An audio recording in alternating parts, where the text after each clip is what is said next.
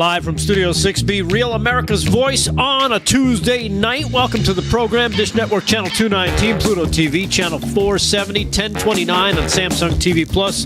Also, follow us on all the socials. Don't forget Roku TV. We're on the Roku channel, as well as Distro TV. If you go to distro.tv, you can find us there as well. All the social media platforms we are now streaming on. You can catch us on X, also known as Twitter, Facebook, YouTube, Rumble. We're Rumblers now.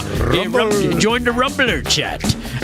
You can also find us on Get Her, where our Get Her home community is always vibrant, always excited, always a good time. Go over to Get Her. Make sure you sign on, check in, and like and share the show. Like and share the show. Like and share the show. And we'll try and reach as many new people as possible as we try and do every night. Big D is running just a little bit late, but he will be here in just a little bit. But Slick Rick is here. Slick, how are you, my friend? I'm doing great, Mr. Delgado. Thank you for asking. Great night. Tuesday night. Great day. Tuesday night, yeah. A lot of stuff happening in the world. A lot of stuff happening in sports. I know there was a couple deaths in sports that I know, some people might find interesting. Also, a lot of different, the NBA draft. Are you going to go through the WNBA draft? No. I went through it last night. I cut through the first couple of drafts. I gave you the first three. That's all you need. I think 15 people showed up to that draft. Come on. But we'll have scores, and of course, I guess we could talk a little bit NBA because the playoffs are starting, right? Yes, playoffs start tomorrow night. The play-in for the Philadelphia 76ers will be out there. And tonight, we start the West. So we'll have scores tonight as well. So absolutely. We'll have scores tonight. The play-in games are happening. So, and it's amazing because some of the teams that you would expect that wouldn't have to do a play-in are doing play-ins. Yeah, that'd be the Los Angeles Lakers for one. that one I actually expected. The Warriors I didn't expect. Who else? The Pelicans. Pelicans I didn't expect because they were near the top. Nobody expected Oklahoma City to win the West. Well, Golden State got in there. That was interesting. They're playing Sacramento. Sacramento is a team that I did not expect to be in the play-in. Actually, I expected them to be higher as well. Yeah, There's a lot of good teams across the board. So we'll talk about that a little bit later during sports. Like I mentioned, there's a lot of things going on in the world. Let me just run through some quick headlines. Let's go right here. Here's part of the uphill battle that Donald Trump is facing. Just 1 in 3 adults believe Trump acted illegally. It should be probably 0 in 3 adults believe. All 3 adults should believe. I forget how I'm trying to say this. Nobody should believe he acted illegally unless it's actually proven. Right? Exactly. You would think going into a one of the 4 BS trials that he's got to deal with, and we saw this yesterday when they were wadiring the jury, 50, a little bit more than 50, were dismissed right out of pocket because they knew they were so in the tank against Trump that they're like, I think one of the questions is like, have you ever written probably anything on social media against the former president? Yeah. And at least 50 of them probably just went, yeah, that was me. Yeah. Okay, you're gone. Definitely. Yeah. So that's the way that probably got started. So that's one headline. You got the more people protesting. You got Manhattan City Hall protesting going on by the illegals who want to be moved. They want to stay in their luxury hotel accommodations for free, of course. Come on, why wouldn't you? Right, exactly. You've got the U.S. and Europe are begging Israel not to retaliate for the Iran attempt, or I should say strike, over the weekend.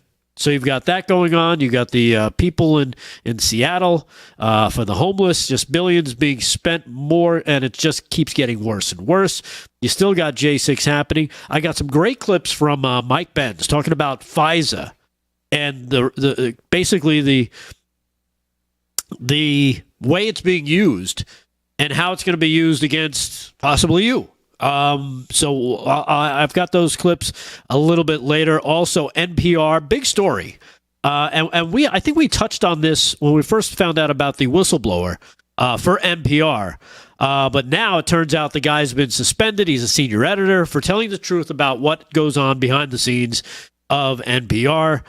Just a whole lot of things going on. FISA, like I mentioned, the spy bill. Rand Paul taking a stand.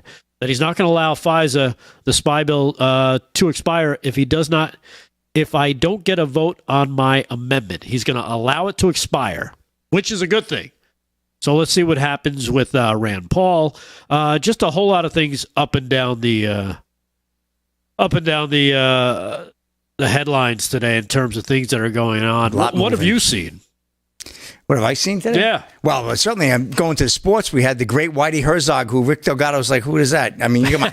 I remember the name. Listen. I was just messing with you. I got a lot of people that are west of Missouri that'll pound you into the ground. They remember the great Whitey Herzog, one of the best managers ever. He passed away at 92. Of course, Barstool's Dave Portnoy is going to donate proceeds from his T-shirt sale to Family of a Fallen Cop. He's really in on Back in the Blue. I like this man. He puts his money where his mouth is, which is great as well. And, of course, federal court overturns West Virginia's trans-sports ban, so we'll get into that as well. And Patrick Mahomes says no gun control.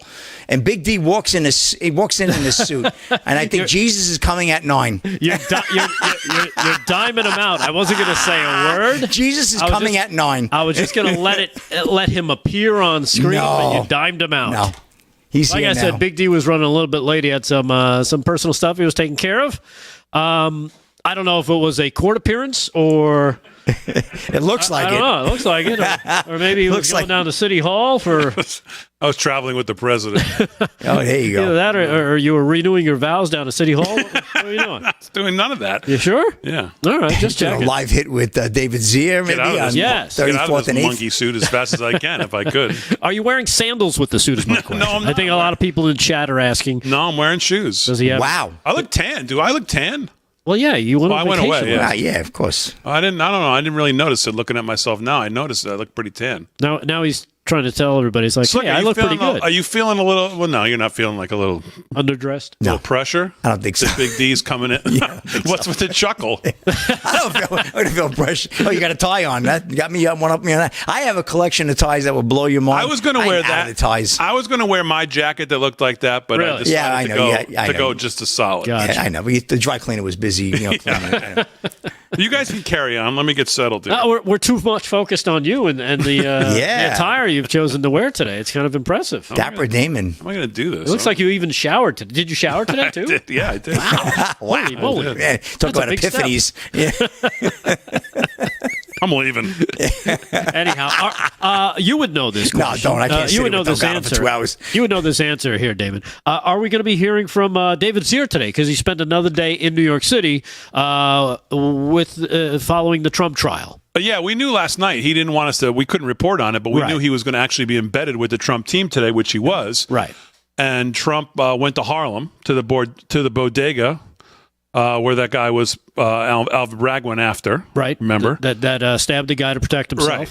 And Save his so own life. I don't know that David Zier is going to make it back here to the show because he was with the president and he actually was part of the gaggle and he got to ask a question. Did he?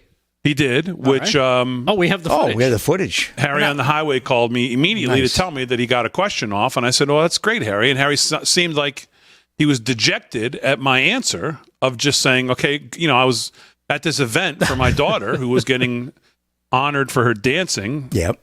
And so I said, well, Harry, I'm at this, thing. And he's like, oh, okay, fine. Oh, yeah. I said, I'll look. I said, can you just send it to me? I'll play it on the show. I'll be there probably 5-10 minutes late. I said, but I don't know. He seemed very PO'd out. No surprise. The president recognizes David Zier. He knows him. I mean, he knows him as absolutely. the fake news guy. No, he knows Okay. all those stuff. Delgado. David, he's been down in Mar-a-Lago. People send me brutal emails. You're brutal. Yeah, well, he's a rough guy. So no, he asked him about the inner cities and what he's going to do to give people hope when he. We have the footage, so why don't we let's play it. it? Yeah. Come on. Let's go to David Zier live in New York. Well, not live, but you know what I mean. President Trump, what are the first things you're going to do when you take office to address the inner cities of America and give them hope to restore the American dream? Atlanta, New York, Philly, Chicago, D.C. We're going to come in and number one, you have to stop crime. And we're going to let the police do their job. They have to be given back their authority. They have to be able to do their job. And we're going to come into New York. We're making a big play for New York. Other cities do, but this city, I love this city. And it's gone so bad in the last 4 years, and we're going to straighten New York out. So, running for president, we're putting a big hit for New York. We think we can win New York. With 500,000 migrants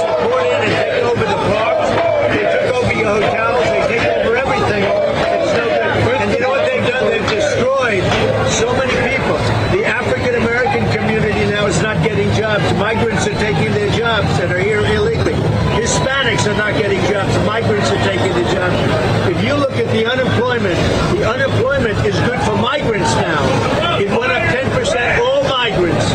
And they're in our country. Now, they're coming from prisons. I don't know if you know.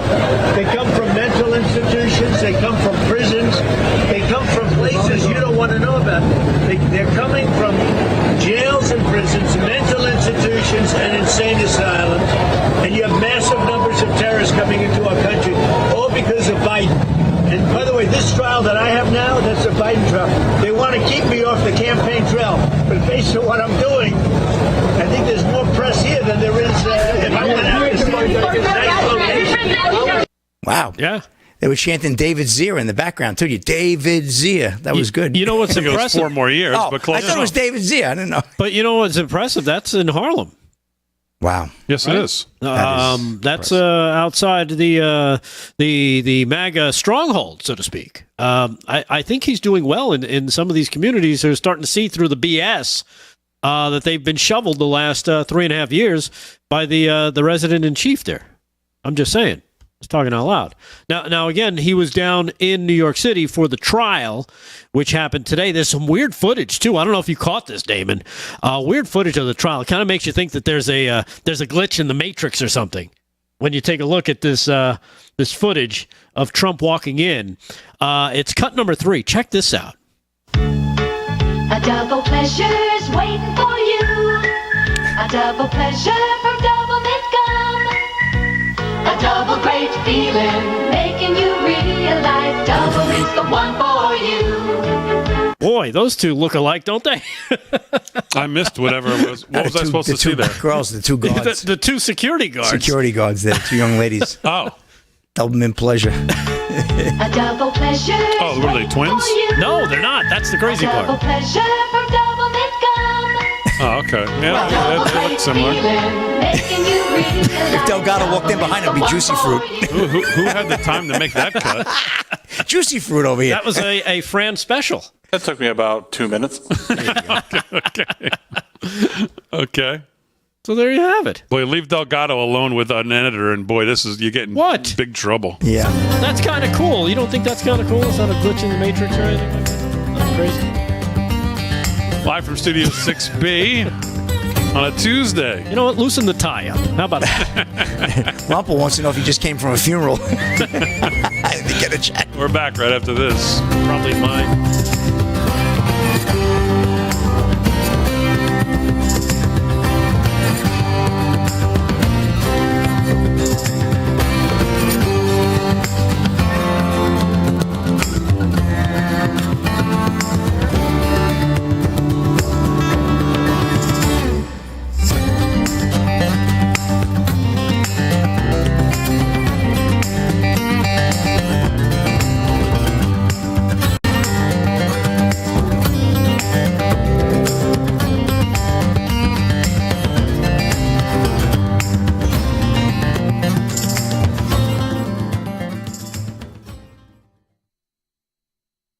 And we're live in the chat. There you go. On a Tuesday night. I thought that came out good. Fran did a great job. Thank you. You're welcome. Well, Fran always does a great job. It's just what he's given to make something of is always. See, Aaron's laughing because she knows it's true. Aaron doesn't even know what she's hearing. She knows exactly what she's hearing. She doesn't. That was a good clip. That was a smartly done, clever, quippy clip. Thank you. I didn't even get the first time I watched it. How clever could it be? I don't understand how you not get that. Yeah, he might not even remember that. You don't have to. He focused in on both of them, and you kind of. I don't know. You know what? We should go to the chat and see what people are thinking. Yeah. Me, I was more of a zebra gum guy. That was just me. I like that zebra gum. Different colors. People don't even remember what the zebra. Oh, zebra gum. That zebra I gum remember lasted zebra for gum. like a minute. Not even. Like you put it in your mouth and you suck the sugar out of it, and you're spitting out the gum because it sucks already. That's what I remember the zebra gum. I don't even know what was it actually called. Fruit stripe gum. Fruit stripe. Stripe, yes. There you go. Fran knows all. It scares me. Fran's good. He's a good pop culture He might guy. know more about me than I know about me. Yeah, he might. Probably not wantingly either. Shut up.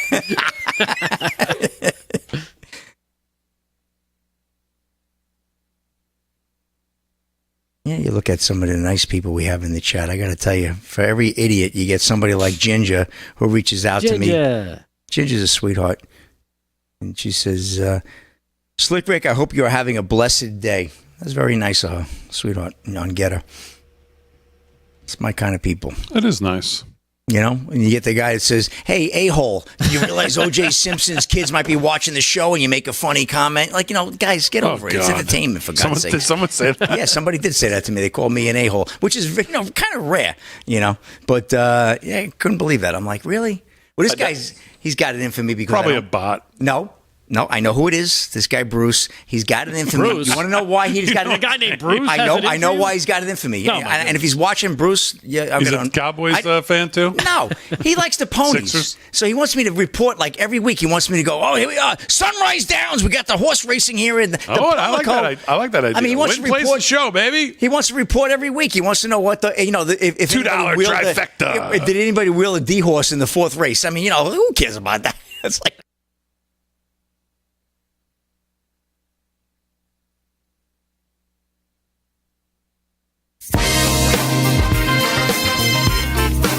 Anytime you have to say it's a true story, it's probably not. Hi, live from Studio 6B, 17 past the hour on a Tuesday night. Real America's Voice. David Zier did spend the day in New York City with Harry on the highway, and Brandon was there, the cameraman for Real America's Voice. And then David got to be embedded with the Trump team. We knew that last night, actually. When he left the show, he told us, but we couldn't report on it, obviously, till tonight. And he did get a question. We played it for you.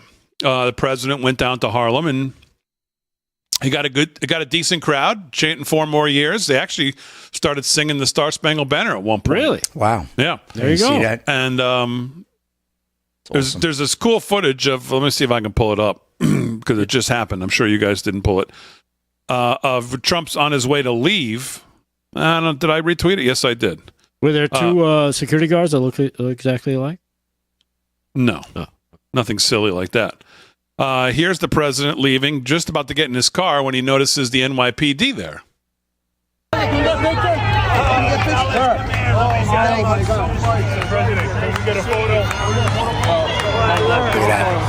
love you guys, he says. And he means it. Come on, get over here. Get in here.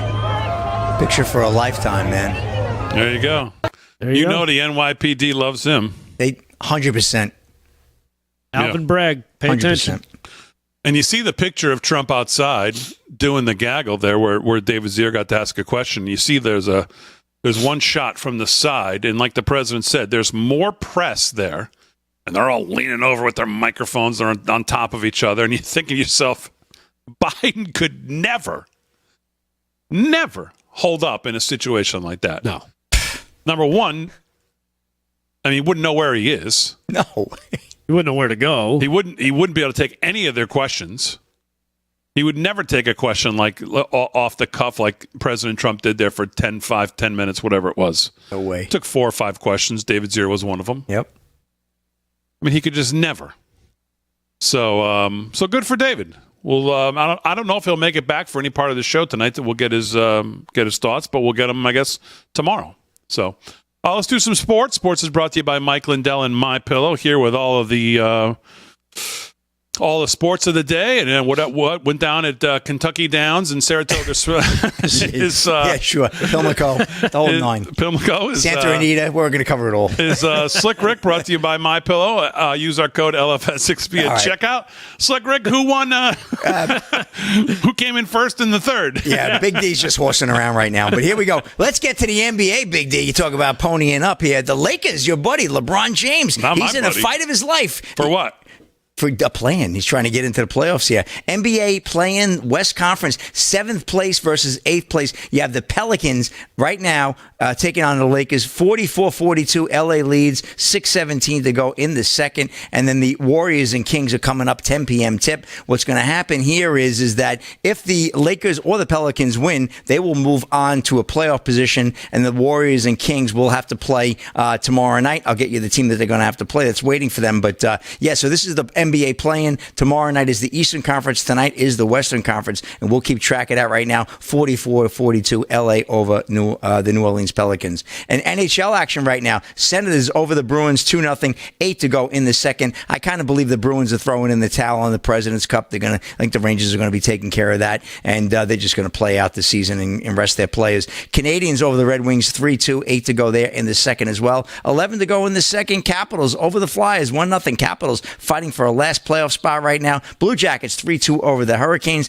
Also in the second. In the first, the Maple Leafs blanking the Florida Panthers down in Florida 2-0. No score. Kraken and Jets. Blackhawks visit the Golden Knights in Vegas 10 p.m. and the Flames take on the Canucks way out west in the Pacific Rim against the Canucks, and that'll be a 10 p.m. Puck drop as well. And Major League Baseball action right now. We got the Orioles pounding the Twins 9-2, top of the seventh. Bottom seven, Phillies blanking the Colorado Rockies 3-0 there. Marlins edging the Giants 3-2, bottom six. Also bottom six, Angels over the Rays 3-1 down in Florida. Yankees and Blue Jays tied at 1, bottom four. Yankees playing good ball, looking like a good team. Guardians right now 2-1 over the Red Sox, bottom five. Top five, the Pirates and Mets, no score. Padres over the Brewers 4-1, top third. Brewers looking good in first place right now. Braves and the Astros, no score there. Earlier today, the Detroit Tigers, Kevin will be very happy, topped the Rangers 4-2. Cubs and Diamondbacks, Reds, Mariners, Cardinals, Athletics, Nationals and Dodgers, all 9:40 and 10:10 first pitches respectively. Big D just put the game on right now. There you go, 44-42. Can't wait. And some sad news today in the Major League Baseball. Many folks, especially our 70s baseball fans, will remember this.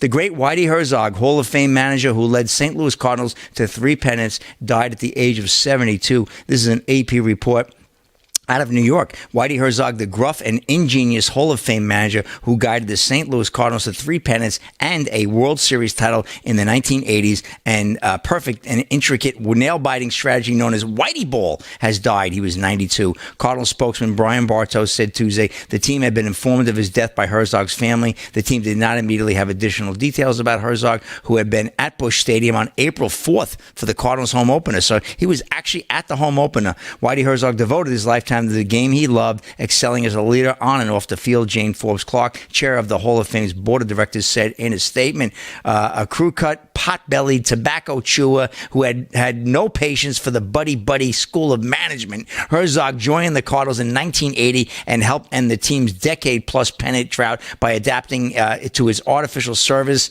and distance fence of Busch. He covered the great shortstop, Ozzie Smith. Remember Ozzie? Oh, my God, what a great shortstop he was. The Wizard of Oz. The Wizard of Oz, one of the best defensive infielders, I think, in Major League Baseball history. Totally underrated. But Herzog had a great run.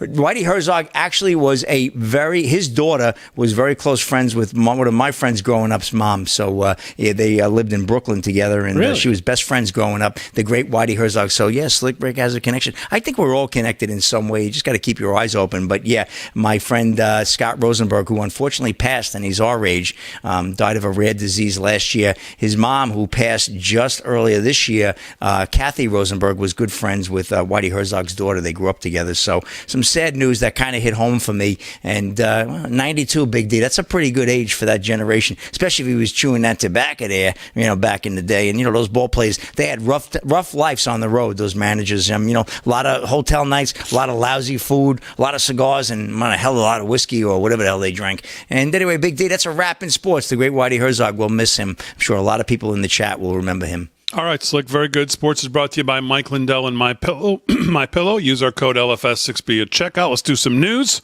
and then we'll do some more when we get back. And here with the news is Rick Delgado. What's going on? All right. Well, this is a story we kind of touched on a few weeks ago. I don't know if you remember NPR. There was a whistleblower who came out against NPR. Basically, a longtime employee for NPR, saying how they were very, very biased in their coverage of news at NPR. Well, turns out no good deed goes unpunished, as NPR has suspended veteran editor Yuri Berliner after he detailed his employer's absence of viewpoint diversity. You like that? It's an absence of viewpoint diversity. Such clever words they use these days to call somebody extremely biased. Last week, in a stunning rebuke of the news organization, NPR media reporter David Falkenfick reported the 5-day suspension without pay began on Friday.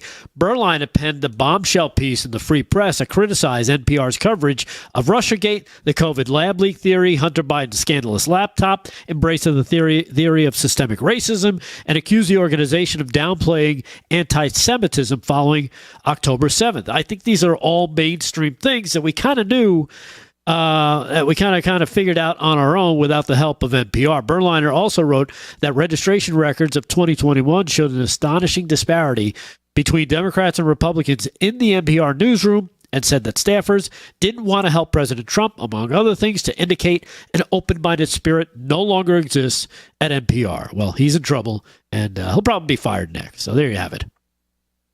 All right, more news at Delgado coming up. Live from Studio 6B on a Tuesday night.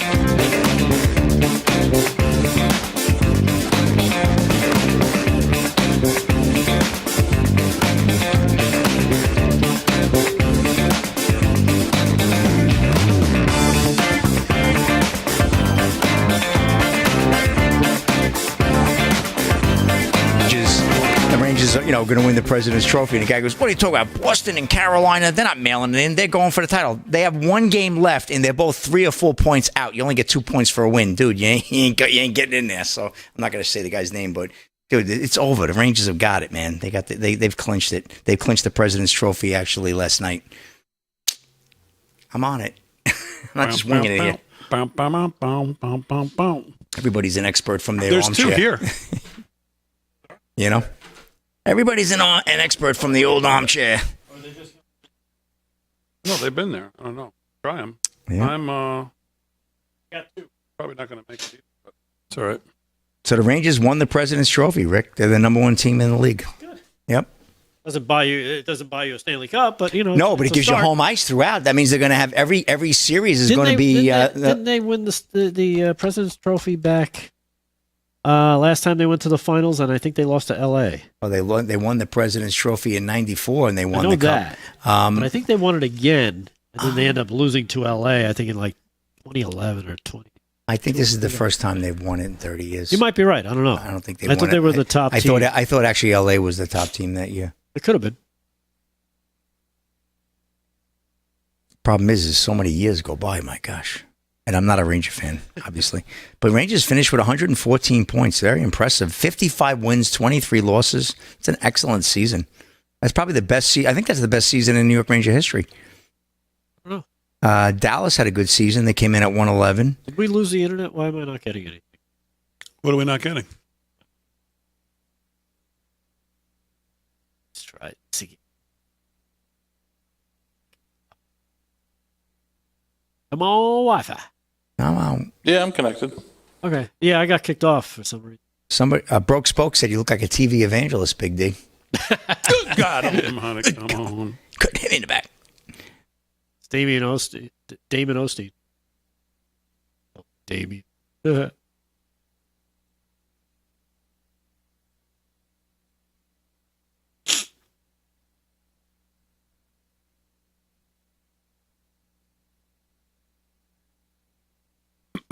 Bum, bum, bum, bum, bum, bum, bum, bum, bum, bum.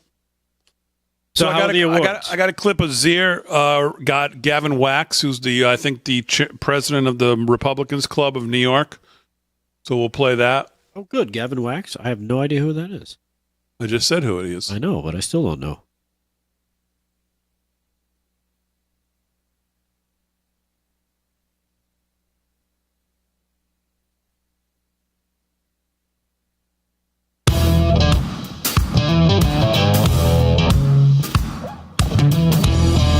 live from Studio 6B, 30 minutes past the hour on a Tuesday night. Glad you're in. Slick Rick's doing sports. Aaron and Fran holding it down as always. Delgado's just started doing the news. We'll do a little more here in a second. But after David Zier got to ask a question of President Trump, in which we played for you already, he got Gavin Wax, who is, I believe, the Young Republicans president for the Young Republicans Club here in New York. I believe that's his title. And he got a few minutes with him to ask him about Trump and New York. Trump says we're going to make a heavy play for New York. And here's that interview with David Zier. Gavin Wax, the president of the New York Young Republicans. Pretty epic day, right? Oh, amazing. Couldn't have gone better had we planned it to the T. It worked out. He came. The people loved him. They were cheering. The whole neighborhood was up in arms. So we're here in West Harlem in Upper Manhattan here, where we're at the bodega here for the Hamilton Heights Grocery, where the owner of the store had second-degree murder charges placed against him for defending his own life. Yeah, Jose Alba, Dominican immigrant, hard worker. He worked at this bodega, and he was defending himself, and they tried to come after him with a knife. He, ended up killing the assailant who was trying to rob this place. This same bodega was robbed at gunpoint about a month ago. So we're in the scene of some serious crime, some serious criminality, and these bodegas, these hard workers, are at the front lines of it, and they're sick of it. And honestly, if President Trump comes here and speaks to them, I think he's speaking to an entire community here that's been completely neglected by the Democrats. Yeah, and they're already hurting. Some had to raise prices up to 90% to stay in business. That too. And they're not even reporting crimes anymore, right? Well, that's a problem. It costs them money to report crime. They're going to have to shut the place down. They're going to turn it into a crime scene. There's paperwork. There's legal issues. It becomes a nightmare. You got the delivery guys who get mugged on the street. They don't want to bother because then they're messing up their routes. So crime is underreported, but even then it's still through the roof. We're nowhere where we were pre-COVID. Now, you revived the New York Young Republicans. It's the oldest Republican group in New York State, right? And you've swelled the ranks of the membership, and you've taken an active role in the Trump administration. This impromptu visit was really just we something spearheaded else. it through our Hispanic caucus and our Black caucus, and we did this in a 72-hour turnaround. We connected them with the Bodega Association, the National Supermarket Association, which is predominantly Dominican. They have a bunch of small supermarkets up here, and they deal with crime, they deal with the economy, they deal with the issues of the city. They love him. It's a community, it's a constituency that Republicans usually don't get to speak to. So we were very happy to welcome him here back to his hometown. We're in Manhattan. This is his hometown. Are people here in the numbers they are? And a lot of the minority vote is here. Are they here because they need leadership and they're struggling? Absolutely. We saw all these blocks were lined up with people. They were waiting here for hours across the street, over there, down there, cheering, completely organic. They were running. They were trying to see him. I mean, you only get that if you're loved. You only get that if people actually genuinely support you and there's a real, groundswell of support. And he's getting that. He's getting that here. He's getting that across the country. So it's fantastic that he stopped by. And Fernando Mateo, who's a Republican, ran for mayor, head of the Bodegas, United Bodegas of America, I believe, right? Francisco Marte is the president, great guy, and Carlos Collado from the National Supermarket Association. They met with him and the lawyer for Jose Alba, Mr. Cardinali. So they had a great meeting inside. I think Trump bought his Diet Coke, so supporting local businesses. But listen, I think the support here was great. It was a groundswell, and people were very interested to come and hear what he had to say about the issues impacting New York. Yeah, and Trump has that touch to interact with people. He's a man in New York. You talk to the doorman, you talk to the concrete guy. Oh, Trump came by, asked how I'm doing. But nationwide, there's something about it. He goes into Chick-fil-A. People pray on him. He goes into the pizza place. Tell us about your experience with Trump. Listen, I think he's a genuine, authentic, down-to-earth guy. People like him. He resonates. He has a charm about him that can't really be replicated. You talk about all these other politicians. They don't have it. He has something. It's you can't really put your finger on it, and people relate to him. They're drawn to him. They like him. And, we saw that here today. He was loving it. He was working the crowds. He was, meeting with the people, meeting with kids, meeting with the owner. I mean, he has a certain a presence that we just don't see on the Republican side. Yeah, maybe there's a sea change coming a little bit here. I think people were reminded today that Trump built New York. He is New York. Absolutely. And this area up here in Hamilton Heights, some of the biggest shifts between 2016 and 2020 towards President Trump were in Dominican neighborhoods like this in Upper Manhattan. People don't want to talk about that. Because illegals were setting up shop in front of their businesses without permits and shutting them down, right? Correct. So there's a groundswell of support that's building for him. You see it, you feel it. this is just part of it, and I'm hoping he's going to do a lot more visits across the city, across the state. All right, everybody. Gavin Wax, the president of the New York Young Republicans. It's great to see you. Likewise. And it's great work on the ground here in the NYC. David Zia for Real America's Voice. All right, there you go. Good stuff from David, Gavin Wax. And listen, I get what he's saying. You know, he had a nice crowd there today. I guess my only thing is before what I said last time. He lost New York last time by, 66%. So if he loses it by 30%, is that a victory? I think so. Yeah? Yeah, you got to start somewhere. If you're never willing to try, then you never know what's going to happen. Simple as that. If you already think that, well, I can't win this game, then why play the game? Well, I guess what it comes down to is resources, right? It comes down to resources, right. Where you're going to put your resources. How many resources are we going to put into New York? True. But I mean, something like that probably wasn't a big outlay. No, I agree. You know, you just kind of do a stop by, and all of a sudden there's a huge crowd, and it's like, hey, he's starting to prove something to, I think, not only the GOP but to people around the country that, hey, this is not what you think. There's a lot more people who identify with the issues, which is what he's trying to make this, right, is issues. He's always putting out stuff about issues, about things that are going on. And Stephen A. Smith even caught wind of this and had this to say about it, believe it or not. Yeah, I know. Stephen A. Smith, not exactly, he could be a closet Trump guy. We don't know. He could be. Sounds very conservative on a lot of his things. But you know what? You take him where you can get him, right? He's been on Levin a bunch of times. Yeah. Been on with Sean. Been on with...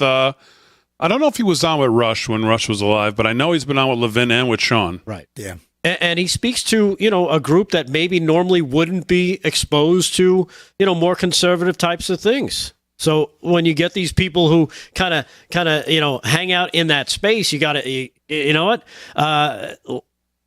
You got to use them.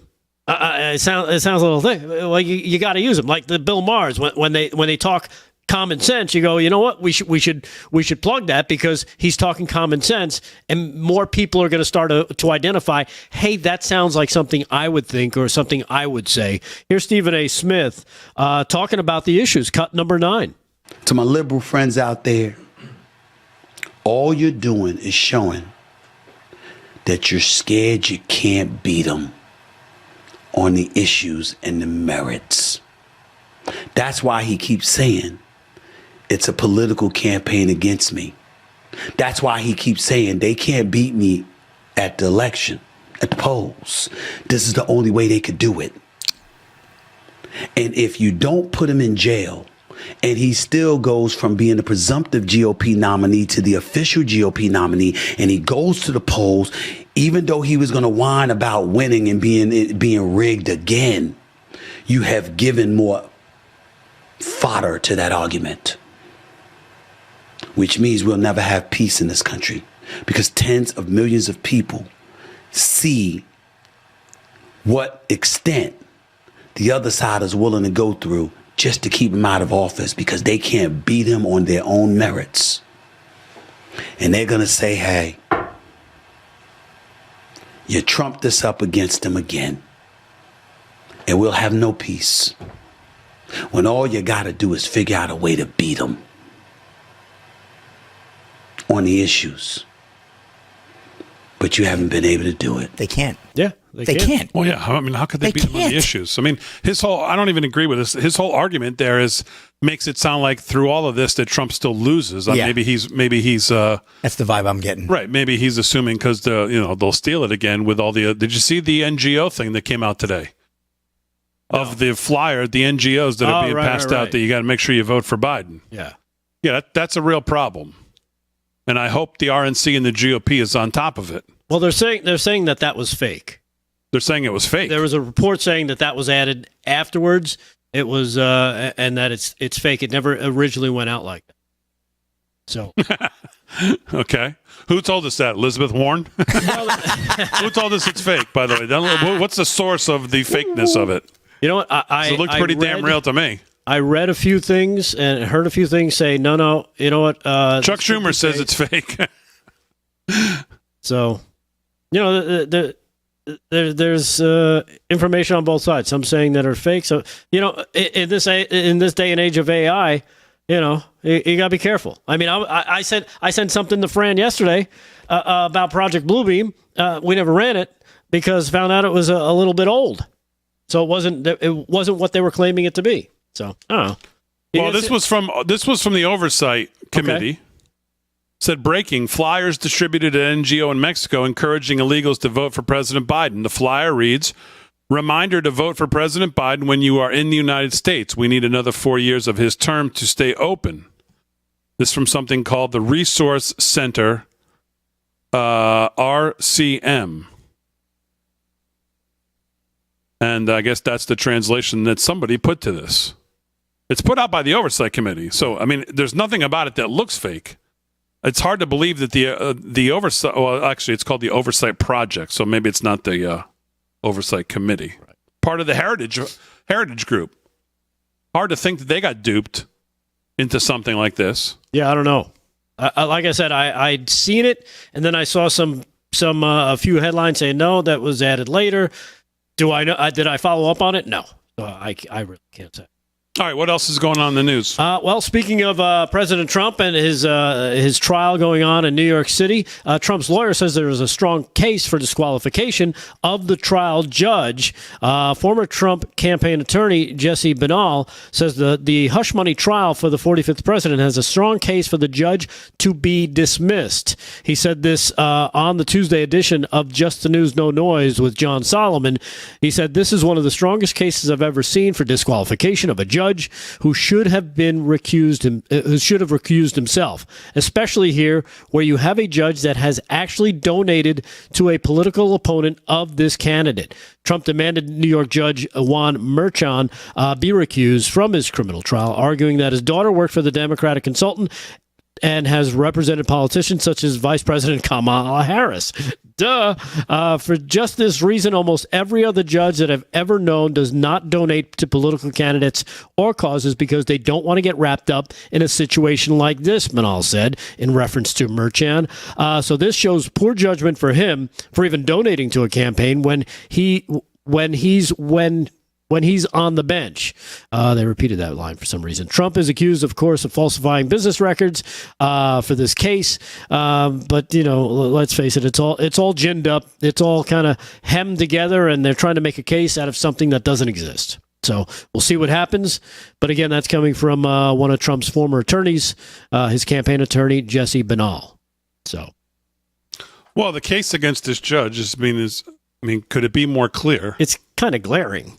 Well, yeah, point. You think? Yeah. Between the family making money, the wife and what she's posted on social media, the daughter and her job, the last name of this family should be Biden at this point. Come on. All right, live from Studio 6B. A little more sports news coming up. Wrap up hour one right after this.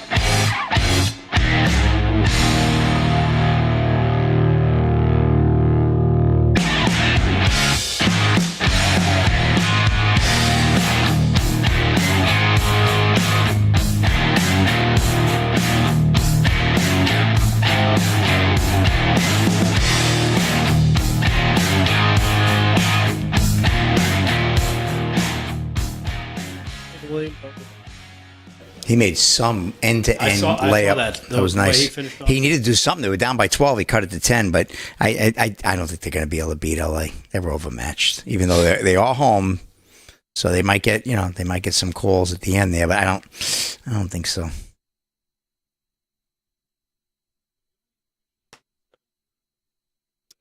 Seven or six? Oh, they did see seven. I thought they sat six, but you could be right. It could be seven. That's like 70%. Oh wow! They actually found people that. Well, we don't know. They could be. Hey, people could lie. Even though they're under oath, that don't mean nothing anymore. means something to me, but most people.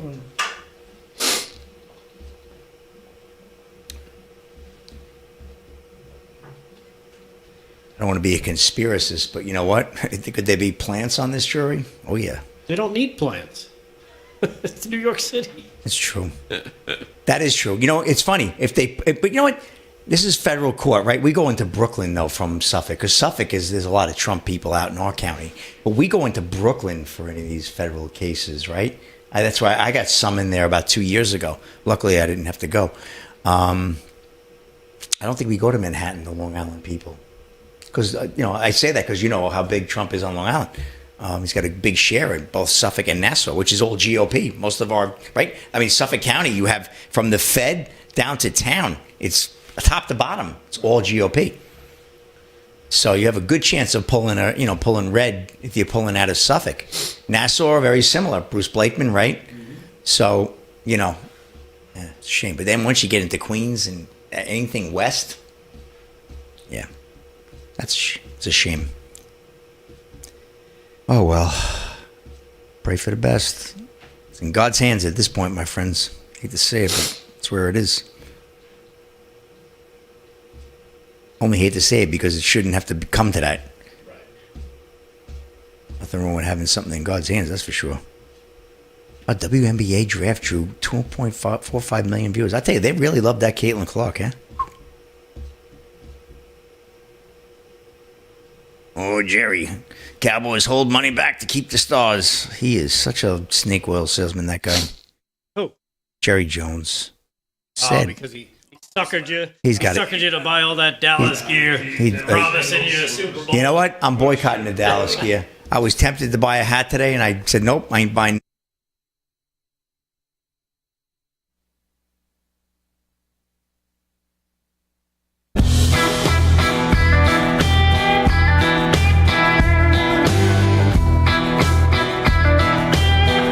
From Studio 6B, 13 to the hour on a Tuesday night, April 16th. Real America's Voice. Glad you're in. Slick's doing sports. Delgado's doing the news. Supreme Court had some interesting hearings today. There's one piece specifically. I know some of this doesn't interest some people, but it fascinates me, these oral arguments in front of the Supreme Court. And today the government was trying to argue on these J6 cases. And, well, a couple of the justices just took dead aim at the hypocrisy of all of these sentences and how these J6ers are being treated. And it's a fascinating listen. So we're going to listen to a little bit of it in hour two, the specific point where the hypocrisy is brought out on how, others have done similar things. And have been treated exactly the same? Well, not quite. I didn't think so. And that would be the justice's point. And to hear the government solicitor general try to jump over himself and through hoops of fire to try to come up with an answer is quite amusing. So, But right now, let's do some more sports. Sports is brought to you by Mike Lindell and MyPillow. Use our code LFS6B if you're going to shop at MyPillow. And the shirt of the month is still going out. Trump 2024 hasn't changed. Somebody said that they were looking for their other shirt. What other shirt? We haven't done any different shirts. No. We've done the same shirt for at least, I think this is the second or third month we've done this shirt. Everybody seems to like it. And this month, where anybody who uses our code is getting entered into the 10 gift card giveaway. We'll pick 10 winners at the end of the month. Each going to get a $100 gift card to MyPillow. So that's all you got to do is send us your receipt showing that you used our code to lfs6b@yahoo.com. We'll get you the shirt of the month out. We're a little behind, but we're caught up pretty much now. So you'll get your shirt, and then you'll get entered into the drawing. So, Slick, what's going on? Well, speaking of shirts, I'm waiting for that All the News That's Fit to Fly Delgado shirt. When are we going to come out with that one? The UFO shirt? Talking about? Yeah, well, you just came up with that idea, so that's brand. I love that idea. What was it? I must have came up with different iterations of it, but I have All the News That's Fit to Fly.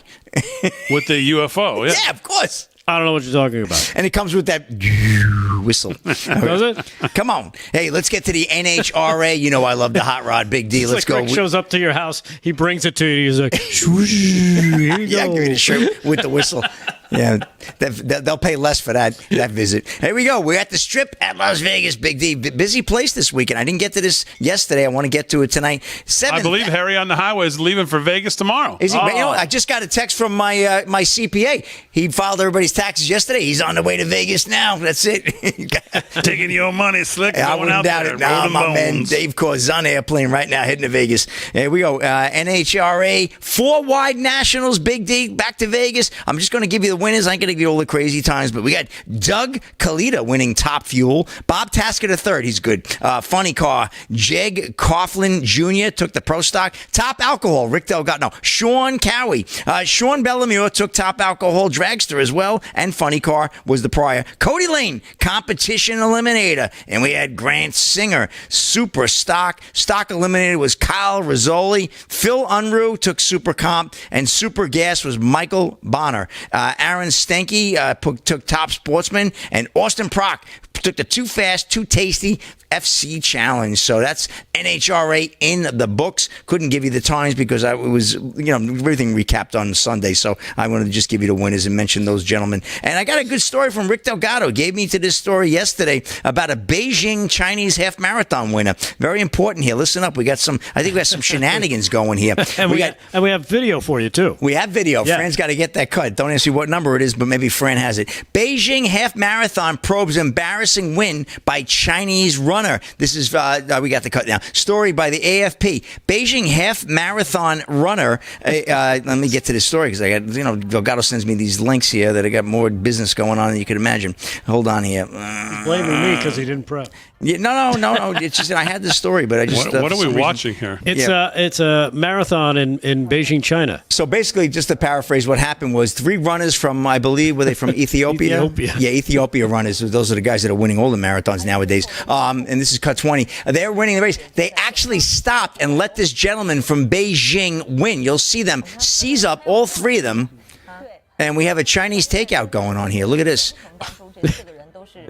Yeah, they all slow down. They all slow down. These guys easily could have beat this guy. Now, why? What the significance of this? We're not really sure. But this is He Ji that is winning this marathon. Race? It was in China. It was next. It was the Asian Games, Big D. Come on. Well, I mean, come on. I know. Well, that's the scoop on that. They didn't want to find themselves, That's it. They want to make sure they can leave the country. They want to make sure they had wonton of fun. They didn't want to fall out of a hotel window. Or no way. Unbelievable. So, it's good stuff. But look at them. Hey, good job, buddy. There at the end. Good job, man. That was a great run. You really did a dynamite job there. Man, yeah. I was feeling tired that last half mile. Meanwhile, the 3 Africans are walking around just talking, and the Chinese guy's bent over. Like he can't even breathe. He can't even breathe. The other guys can go another 26. The other guys, but yeah, exactly. And here's some good news. Barstool's Dave Portnoy to donate proceeds from T-shirt sales to Family of Fallen Cop. This is Dylan Gwynn of Breitbart. Barstool's sports founder and owner Dave Portnoy is donating 100% of the proceeds from a T-shirt sale to the family of fallen New York police officer Lieutenant Michael Husak. The T-shirts display the emblem of the Onondaga County Sheriff's Office. The department of Husak belonged to. Portnoy promised to match 100% of the proceeds in a video posted to Instagram and X. Now, this is the second time within, a few weeks that he's done this. So 2 more police officers killed. Not only that, I'm sorry to interrupt you, Slick, but not only the second time they've done it for cops, and Dave matches personally whatever they raise. So if they raise 500, he put another 500,000 in to make it $1 million, whatever it is. But do you know the story of his dog, Miss Peaches, and what they've done with the dogs? No. So he rescued this dog from some place in Atlanta that saves all these dogs, and so they put together a line of merch for the dog. Oh. And they've sold like $3 million worth of merch. She's like the most famous person ever at Barstool is the dog. And they've given this place to save all these dogs now. I mean, they're gonna be in business forever. Yeah, this guy, Dave Portnoy, just continues to do great stuff. And obviously with Barstool Sports, he falls into my arena. And 2 more police officers killed in the line of duty like 2 days ago in Syracuse, upstate New York, which is basically a second home to me, Portnoy explained. With Saratoga being up there, I spent a lot of time up there, sure, playing the ponies for sure. Portnoy continued, you can't underestimate or put enough respect when a first responder leaves their house. There's not many jobs where they don't know if they're coming home. So again, thank you for the sacrifice. And, just goes on to detail the payout and all that. But, Dave Portnoy just doing great things. Really love the guy. I want to support him. And it's nice to see good things come out of sports. Not all this kneeling and protesting of days gone by. Thankfully, I don't see too many people kneeling anymore, thank God. But the bottom line is, Dave Portnoy, thank you for your respect of the service, and we got to continue to see good out. This is a great example of what these celebrities should be doing with their money. I tell you, if I was making big bucks like that, Big D, sign me up. I'd be first online. And that's a wrap in sports. Yeah. So speaking of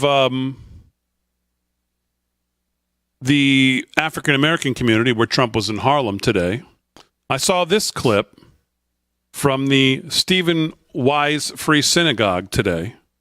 Another message to the Biden campaign.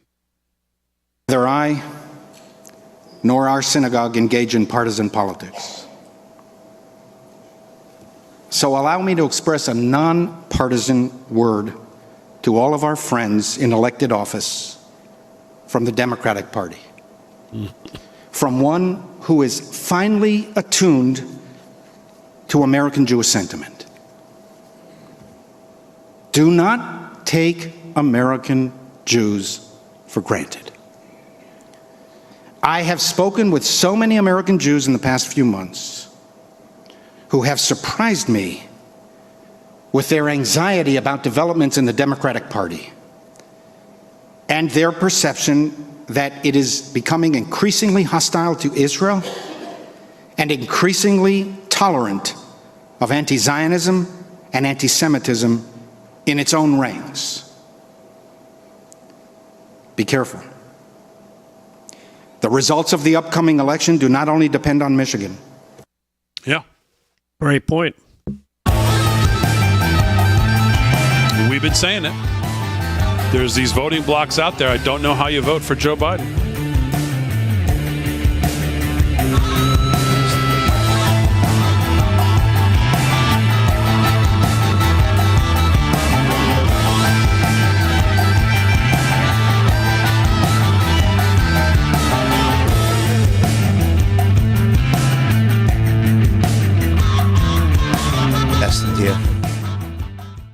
All right, I'm writing it down. 11:15. 11:15. Where are you living? Of the third quarter. Oh. Slick Rick, kiss of death.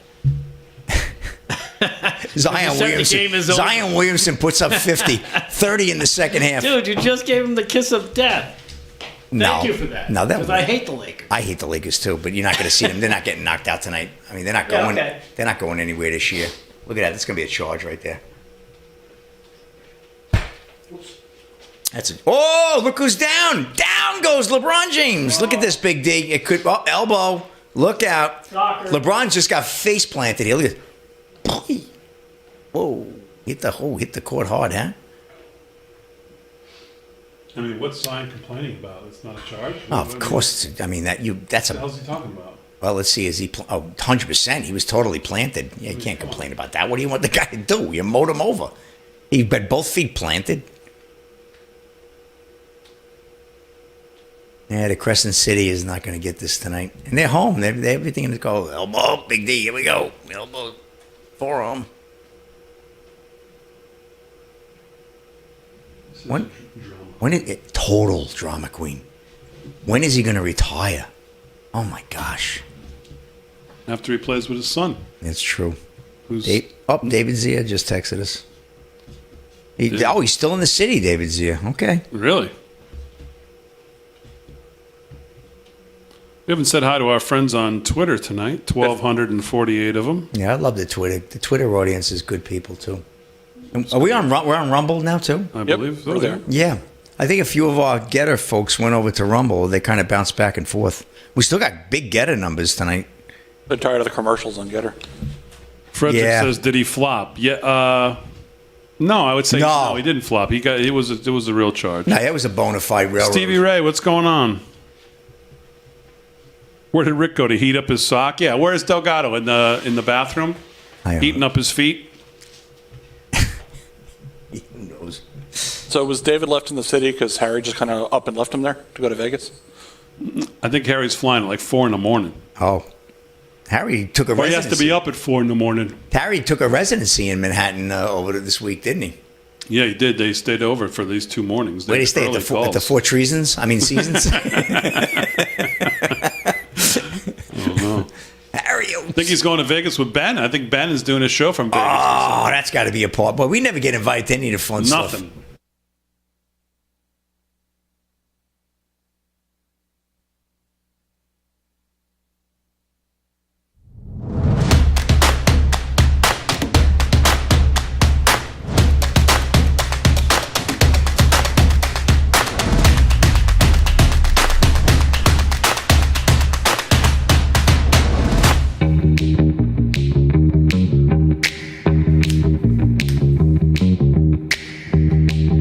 Hour 2 live from Studio 6B on a Tuesday, April 16th. Real America's Voice. Glad you're in. Slick's doing sports. Delgado's doing the news. Aaron and Fran holding it down. As always, make sure you follow us on all our social media at LFS6B. Real important that you follow us on all our social media so you stay in tune with what we're doing. Plus, now we're streaming on our X. Streaming on our Rumble, streaming on our Facebook, all at LFS6B. So make sure you go follow all of them so you never have a problem finding us when we live stream. And make sure you go over to livefromstudio6b.com as well and sign up as a member there. Absolutely free. Takes about 5 minutes, not even. About 2 minutes to sign up. Just name, email, and a couple other things. Sign up at livefromstudio6b.com. Of course, that's where we house pretty much everything. Shirts, I was going to say shoes. Slick's not selling shoes yet. No. Yeah. Shirts, no. Merch, shows, clips. What even is that? It's all of it over live news, all over livefromstudio6b.com. So I was saying before, the Supreme Court is hearing his oral arguments on these January 6th, specifically this section, I think I'm probably going to get the number wrong, 1522 or something like that, on the way these cases have been treated and the sentences that have been handed out and how that they've arrived at some of these sentences and some of these extra things that have been put on these sentences. And the Supreme Court today had oral arguments, and the Justice Gorsuch and Alito specifically really took direct aim at the Biden DOJ's kind of foundational theory on how they've tried these cases against these J6 protesters. And they did it by using examples of the left while doing pretty much exactly the same things over the years and even up to most recently. So here's a little bit of that specific section where they really take aim at the government. Relationship between C1 and C2 and make clear that C2 does not cover the conduct that's encompassed by C1. Now, I acknowledge that there were beyond saying, okay, C1 does some things and the whole rest of the universe of obstructing, impeding, or influencing is conducted by C2. Is that a fair summary of your view? Yes, but there was a good reason for Congress to do it this way. I traces to the statutory history. I understand and that. I would just say that... if I might. So what does that mean for the breadth of this statute? Would a sit-in that disrupts a trial or access to a federal courthouse qualify? Would a heckler in today's audience qualify, or at the State of the Union address? Would pulling a fire alarm before a vote qualify for 20 years in federal prison? There are multiple elements of the statute that I think might not be satisfied by those hypotheticals, and it relates to the point I was going to make to the Chief Justice about the breadth of this statute. The kind of built-in limitations are the things that I think would potentially suggest that many of those things wouldn't be something the government could charge or prove as 1512C2 beyond a reasonable doubt, would include the fact that the actus reus does require obstruction, which we understand to be a meaningful interference. So that means that if you have some minor disruption or delay or some minimal outburst, we don't think it falls within the actus reus to begin with. My outbursts require the court to reconvene after the proceeding has been brought back into line, or the pulling of the fire alarm, the vote has to be rescheduled, or the protest outside of a courthouse makes it inaccessible for a period of time. Are those all federal felonies subject to 20 years in prison? So with some of them, it would be necessary to show nexus. So with respect to the protest outside the courthouse, we'd have to show that, yes, they were aiming at the proceeding. Yeah, they were trying to stop the proceeding. Yes, and then we'd also have to be able to prove that they acted corruptly, and this sets a stringent mens rea. It's not even just the mere intent to obstruct. We have to show that also, but we have to show that they had corrupt intent in acting in that way. We went around that tree yesterday. I know. I heard the argument yesterday, but so obviously, just to stop this here for a second, the brilliance of what he's doing is drawing a direct inference to Jamal Bowman. A direct inference to what Jamal Bowman did from New York in pulling the fire alarm to stop the vote with the video that we have to watch it. And so he's making the case that, well, wait a minute, is there degrees of stopping, disrupting an official proceeding, which is what all these people are charged with? And how does this not count? And how does not what we saw in the summer of 2020 count? With all of these courthouses being targeted with, fire and all. We all remember what that. Nothing going on behind me. Cocktails, right? Right. Nobody went through any of this. Summer of love. Peaceful. The summer of love. I guess what I would say is that to the extent that your hypotheticals are pressing on the idea of a peaceful protest, even one that's quite disruptive, it's not clear to me that the government would be able to show that each of those protesters had corrupt intent. So mostly peaceful protest that actually obstructs and impedes an official proceeding for an indefinite period would not be covered? Not necessarily. We would just have to have the evidence of intent, and that's a high bar. Like a video. They intend to do it, all right. Yes, if they intend to obstruct and were able to show that they knew that was wrongful conduct with consciousness of wrongdoing, then yes, that's a 1512C2 offense. And what does corruptly add, in your view?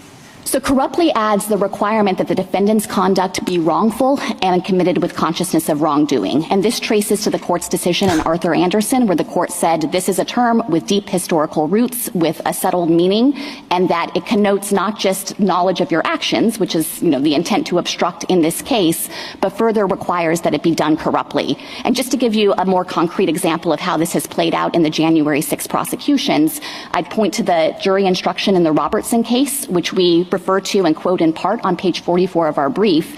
There, the jury was instructed that in order to show the defendant acted corruptly, the jury had to conclude that he had an unlawful purpose or used unlawful means or both, and that he had consciousness of wrongdoing. So I think that is an encapsulation of what the jury is asked to decide on top of the mere intent to obstruct. General, let me give you a specific example, which picks up but provides a little bit more detail with respect to one of the examples that Justice Gorsuch provided. So we've had a number of protests in the courtroom. Let's say that today, while you're arguing or Mr. Green is arguing, 5 people get up, one after the other, and they shout either keep the January 6th insurrectionists in jail or free the January 6th patriots. And as a result of this, our police officers have to remove them forcibly from the courtroom.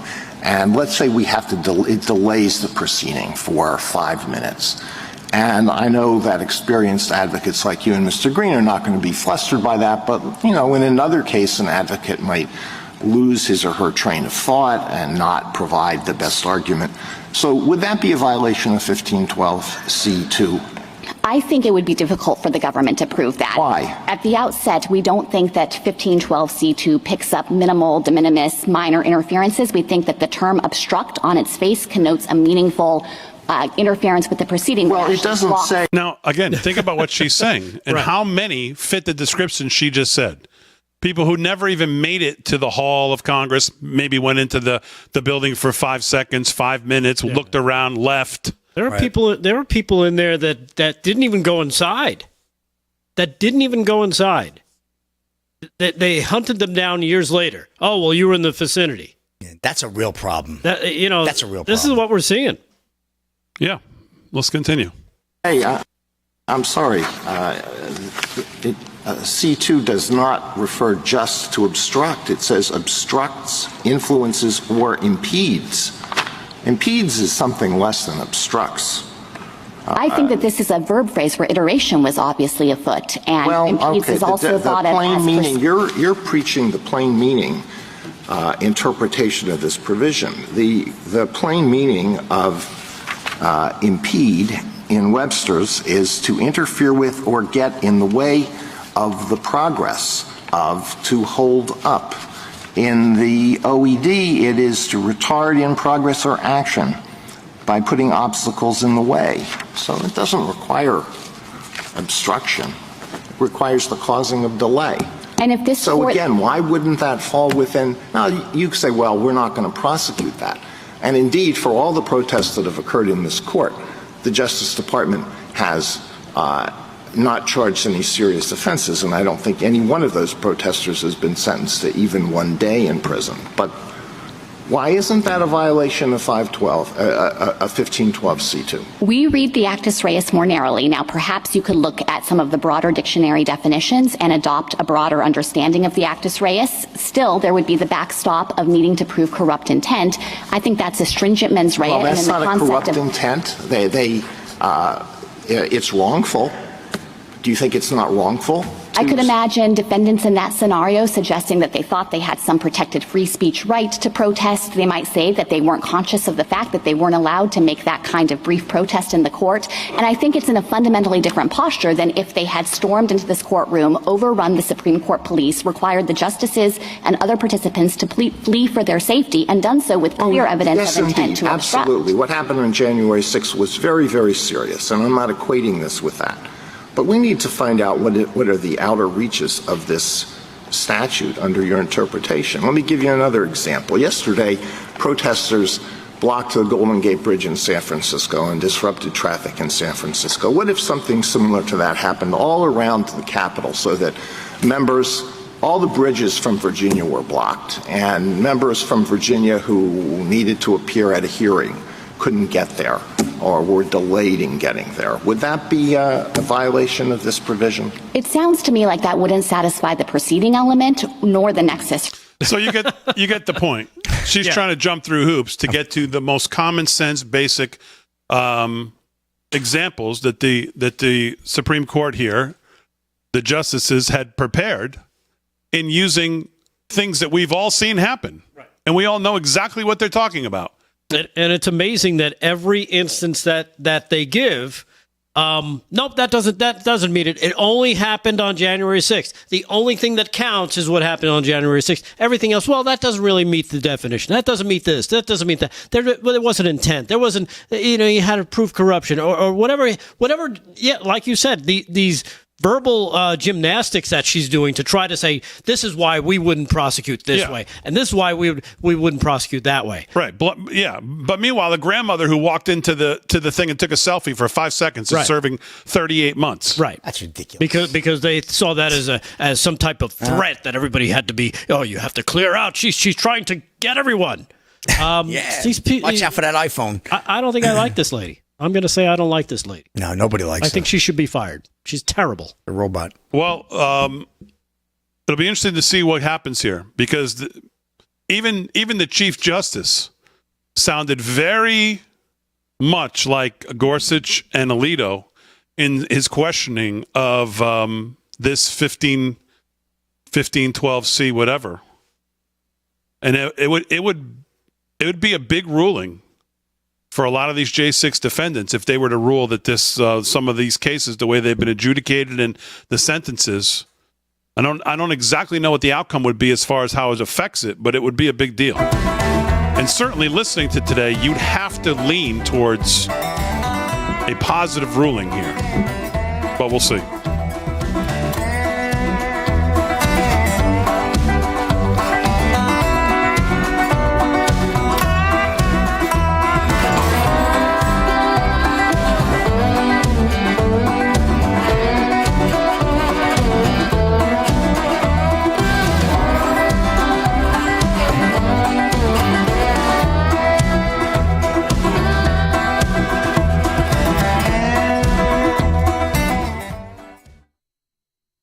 So the Rangers did clinch the President's Cup. All right, and I'm not going to blow my socks. It's warm here today. I don't think anyone accused you of trying to blow your socks. Yeah, they said I was going to go in the bathroom No, and blow my they socks, said make he them warm. was heating up his socks. That's they what I didn't mean. say you were blowing blow my your socks. I blow my socks warm. I stick them on the thing. Yeah, but they we should have taken a picture. Now it's nice out. You should have taken a picture because Slick Rick was in there, and he even he was like, okay, I can see how that makes him nice and toasty, because it made him nice and toasty. I know. So there. Blow my socks. It's warm. Being a hot air, you have a read here. Speaking of hot air. Only one. I think we got... It is only a single, so you have Single. that. What do we have tonight? Who is it? Wellness company.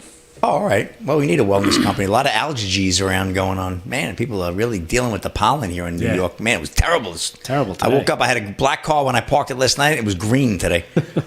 It's crazy. I couldn't believe how disgusting it was. We had a guy that actually was watching us on an airplane. He paid an extra $8. Dirty Harry something or other. I was laughing. Dirty Harry on the highway? No, that wasn't Harry on the highway. Harry would never spend $8 on anything to watch the show. He wouldn't even spend $8 on us. You got that right. Harry. You got a better chance of a canoe tipping than Harry. Forget about it. Oh, Harry. Harry on the highway. We love Harry.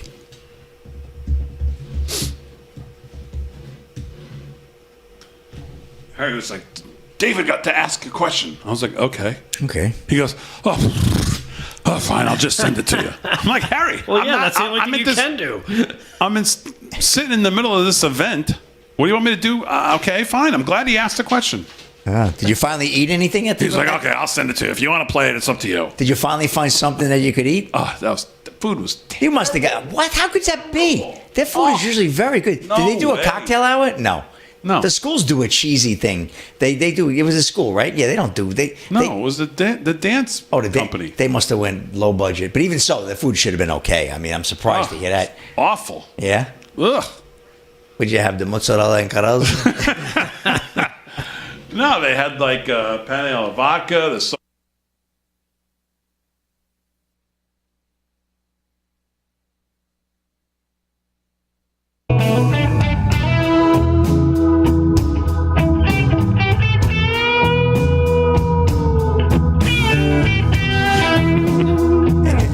Well, let me talk to you about our friends over at the Wellness Company. Everybody knows the next medical crisis is just around the corner. Whether it comes in the form of a pandemic or something much more mundane like a tick bite, you and your family need to be prepared. Well, that's absolutely true. That's where the Wellness Company comes in. You know the Wellness Company. We've had their great doctors like Dr. Peter McCullough on the show before. The Wellness Company and their doctors are medical professionals that you can trust. And their new medical emergency kits are the gold standard when it comes to keeping you safe and healthy. Be ready for anything. This medical emergency kit contains an assortment of life-saving medications, including ivermectin and Z-Pak. The medical emergency kit provides a guidebook to aid in the safe use of all of these life-saving medications. From anthrax to tick bites to COVID to even to a bioweapon like the plague, the Wellness Company's medical emergency kit is exactly what you need to have on hand to be prepared. Rest assured knowing that you have emergency antibiotics, antivirals, antiparasitics on hand to help keep you and your family safe from whatever the globalists throw at us next. Go to www.twc.health/voice. That's www.twc.health/voice today and order your kit. You can use promo code VOICE to save an additional 10%. twc.health/voice right there on your screen. Use promo code VOICE to save an additional 10% over at the Wellness Company. All right, 18 past the hour, live from Studio 6B. Man, I love that Supreme Court. I mean, it's just fascinating. Just fascinating what goes on. And I saw some of the left-wing nut jobs on left-wing media just railing. Oh, you know who was railing about Justice Thomas being on this, even in this hearing today, was Who's the guy that's whacking his weasel over there at CNN? Oh, yeah. Jeffrey Toobin. Oh, yeah, Toobin. Did you see what Megyn Kelly wrote? Toobin talking about how it's a disgrace. Now, if you get caught whacking your weasel on a Zoom call, I don't think you have any room to call anybody a disgrace. No. I mean, that's the standard. I mean, the standard of disgrace, right, Slick? Yeah. He's got to keep his hands to himself. That guy. You're better off going. You're better off going into the bathroom and just blowing your socks, getting them nice and warm, than doing that. Yeah, I mean, we don't need to hear from you about a disgrace of anything after you. I mean, come on, please. Blowing off some steam. Yeah, exactly. Just get out of here. Did you see what Megyn Kelly wrote about that? Yeah, she's just fired. I mean, she has really come. I mean, she has really. He's fired up. I mean, I know she went through whatever when she was at Fox and her and Trump back and forth, and they've kind of buried that now. But she is just a rocket, like a fire rocket on that show and on Twitter. She just takes aim, and there's just nothing but bullseyes from her. She is great. I love her. It was a great, I guess you call it a tweet or a Twix. A great Twix from Megyn Kelly. I read it. I know we can't read it on the air. I know we can't read it. She doesn't pull any. She doesn't. Well, I don't know if I'm using the word "pull" is a good idea with him, but she doesn't pull any punches. Right. In explaining why we don't need to hear from him. Right. No. Yes. Jeffrey Toobin. But although the Supreme Court, I mean, it's just, man, how would it be to sit in on one of those oral arguments and sit in the Supreme Court, watch that? That's oof. That must be cool. So I think you can do it, right? Can you just? I know reporters do. I know some reporters do.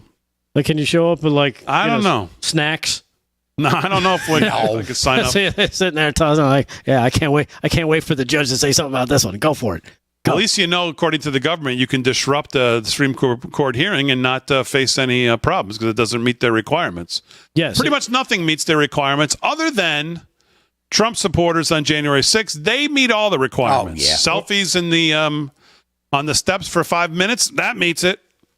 Wandering into the building and then leaving, that meets it. Oh yeah. But nothing else meets it. Telling people to march peacefully. That seems to meet it, too. March peacefully. Sure.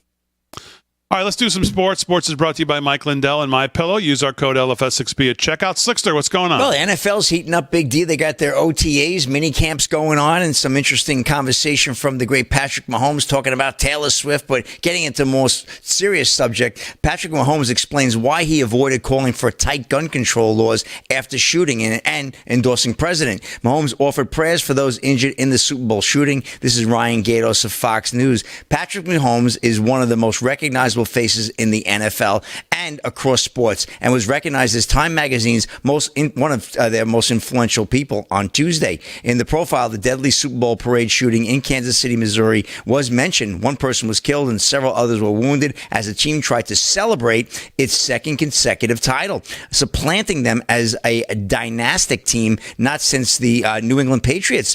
Thoughts, prayers, and calls for tighter gun control measures rained onto social media as shots fired were reported. Mahomes offered his condolences, donated money to an aid fund for victims, and went to the hospital to visit some of the victims. However, the three-time Super Bowl winning quarterback stopped short of advocating for those measures. He explained why to Time Magazine. I continue to educate myself, he said. I don't want to make a quick response to something that takes a lot of education to really learn and make a swaying comment based off that. But I know we have to find a solution of some way to make this stuff stop. Mahomes has been involved in politics and societal issues in the past. He was among those who advocated for the NFL to condemn the police-involved killing of George Floyd and campaigned with LeBron James to urge Americans to head to the polls for the 2020 election. However, he did not endorse a presidential candidate. How could he? Time reported he did not appear to be on the verge of offering an endorsement this time around either. I don't want to pressure anyone to vote for a certain president, he told the outlet. I want people to use their voice, whoever they believe in. I want them to do the research. Mahomes and the Chiefs will embark on a journey to do what no NFL team has done before, win 3 consecutive Super Bowl titles. Lame. So, he's lame. Yeah, he came up a little lame. Don't want to use my voice. No, that's what you're actually supposed to do if you have any you-know-whats. Yeah. You're supposed to use your voice. Yeah, and for the betterment of your fellow human beings and talk about what's being done to them from the... I mean, come on. It's lame. Shut up. Yeah, and he's Go certainly throw not the football and be quiet. He'll never certainly endorse President Trump, especially when he's hanging around with woke, Travis Kelce and Taylor Swift and all. Travis Kelce took a lot of heat the other day for liking. What, Pfizer? No, was it Megyn Kelly? Speaking of her, that we just spoke about her, he liked somebody's tweet.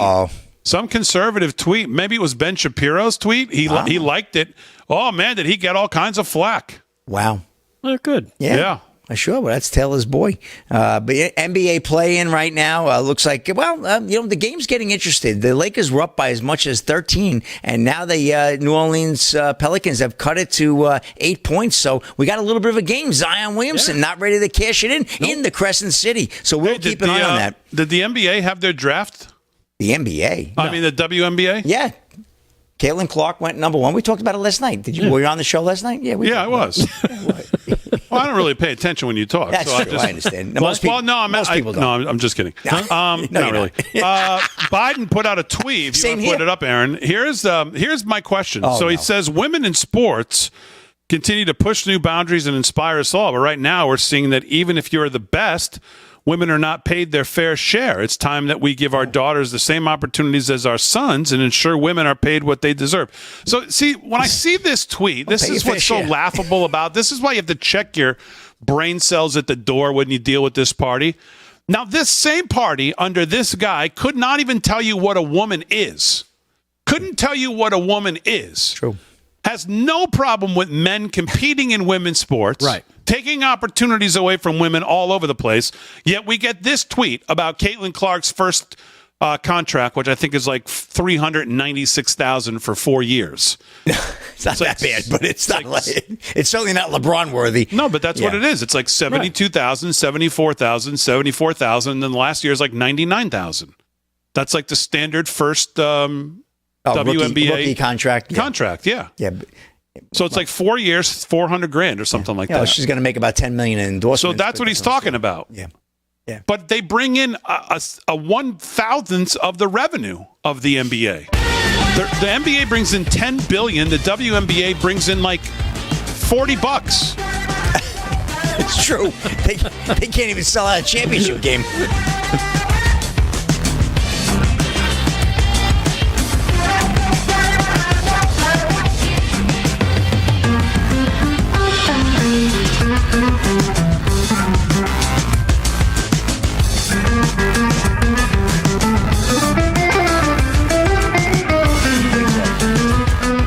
They're only down by 7.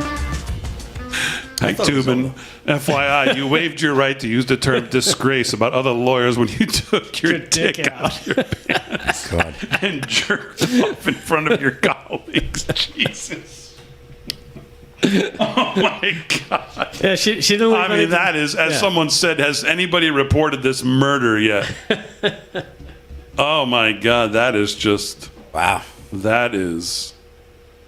That's fire. That is fire. That's what the kids call fire. That is what the kids call it. I mean, that is an ass whooping. How sick could he be? I mean, that's like the stupidest thing I ever heard in my life. No, it's not even that. It's just like the arrogance of these people to speak out after doing it. It's like Biden's tweet on the women. Like, what are you talking about? I know. You don't give a crap about women. Your whole party doesn't give a shit about them. What are you talking about? It's true. But yet they put that out there. Oh, you look at this great tweet from the president. What are you kidding me? We need to give our daughters the same chances that we give ourselves. Well, she has a chance. That's all you need. That's all that you're guaranteed is a chance. The market doesn't bear that kind of revenue. It's just that simple. But he wouldn't put that tweet out if, somebody with LeBron or Cooper Flagg, like I said, Cooper Flagg decided to be Janet Flagg and go play against his daughter and beat him by 150 he wouldn't put that tweet out. We need to give our daughters the same chance. We can't be having guys play in He'd never put that tweet out. But when it comes to money, he tries to make this ridiculous argument. Oh, we care about women so much. Yeah, it's really obvious. Anybody seen Kamala around? When they were in the Situation Room, I believe it was on, I guess it was it Saturday night, right? First of all, you're waiting to hear from this idiot, doesn't say anything. And then they said, and Kamala called in. I mean, she called in. I mean, where'd she call in from? A phone booth in, like, on Sunset Boulevard? It's crazy. It's so, what a disjointed group. Did you see them in the situation room? Bunch of morons. Yeah, blinked in, blinked out. That picture wasn't even from that day. You're kidding me. No. It wasn't? Are you kidding? That's pathetic. Well, this administration. And they were waiting for the guy to come out and say anything. And what did he release something about that wasn't even related? It was like something insignificant, some other ruling that I forgot what it was, but it had nothing. They were waiting for a press release about our position on Israel, and then they ended up releasing a statement about some law they passed in California or something. I don't recall what it was. I was like, what? I was glued to the TV set.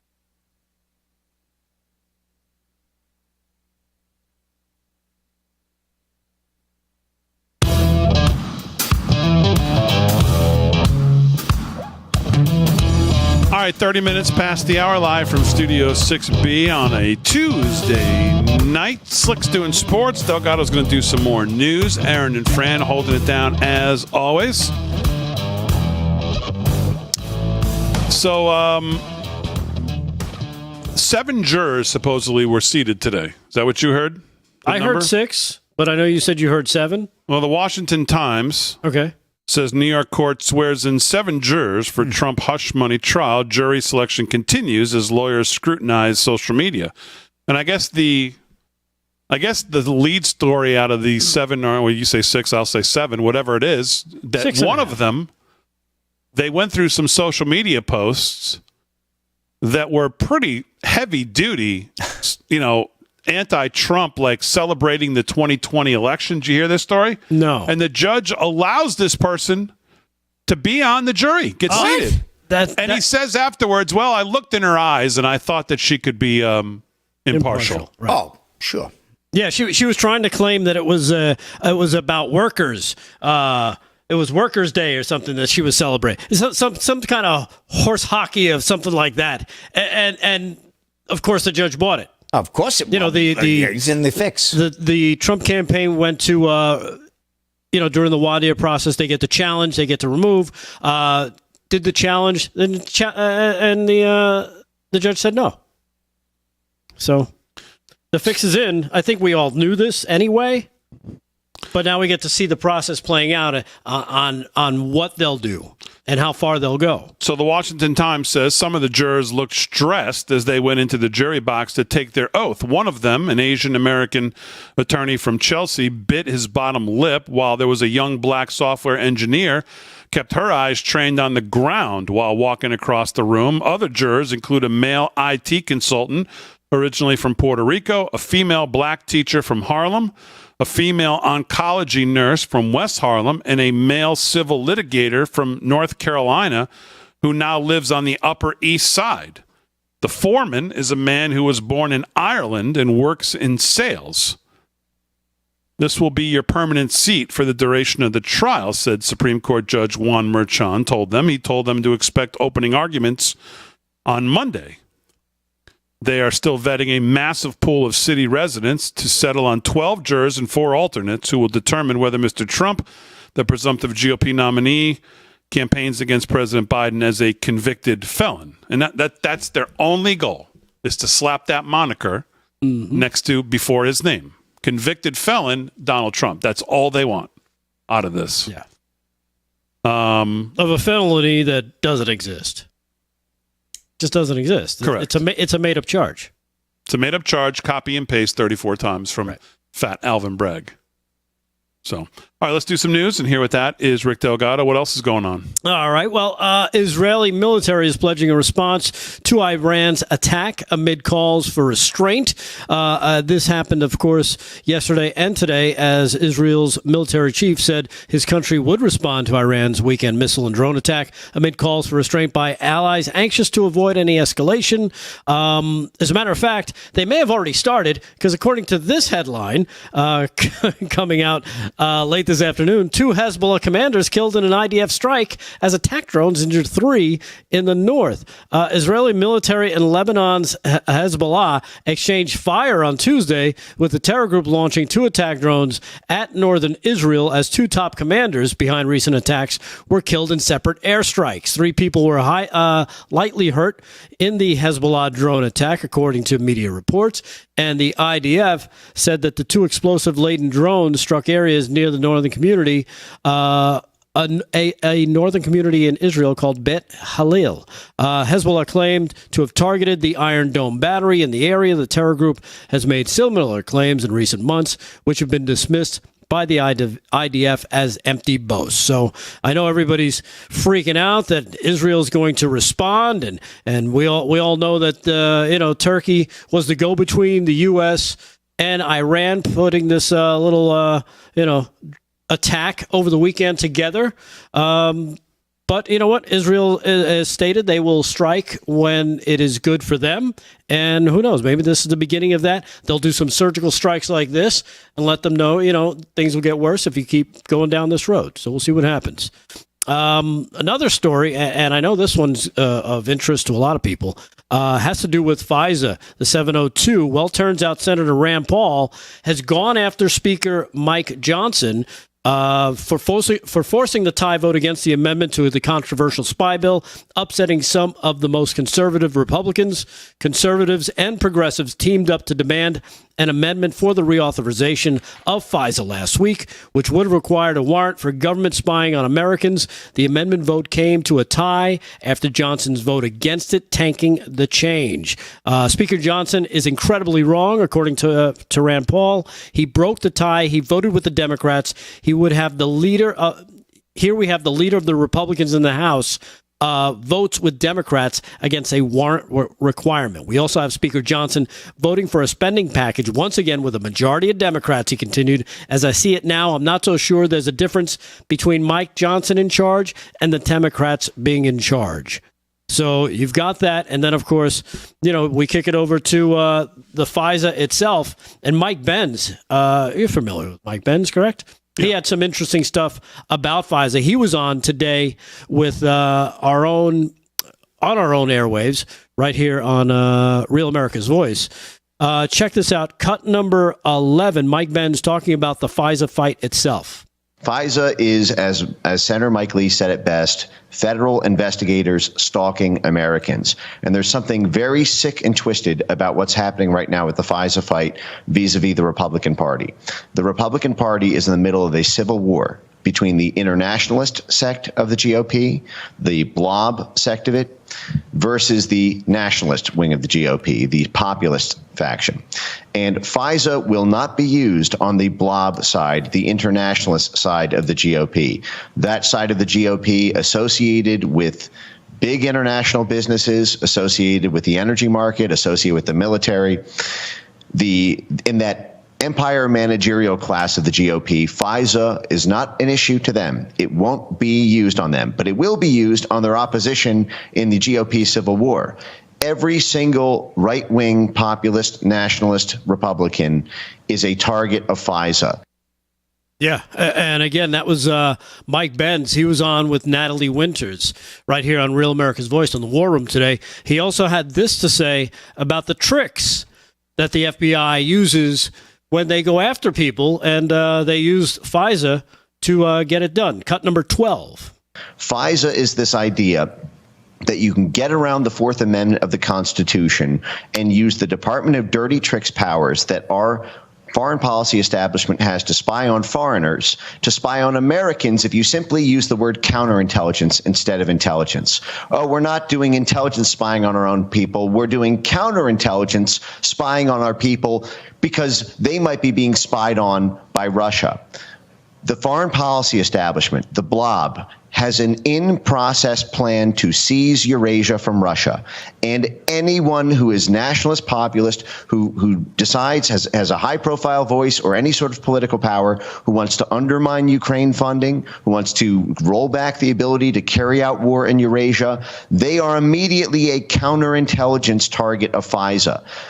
Any crooked FBI agent can make the argument that if you do not support another 60 billion this year, 100 billion later this year, $1 trillion over the next 5 years to Ukraine, then you are helping Russia. Well, why are you helping Russia? Well, we better find out to decide if you have Russian contacts. So boom, now they can they can tap your Wi-Fi device. They can listen to your phone while you're on the toilet or while you're making love to your spouse.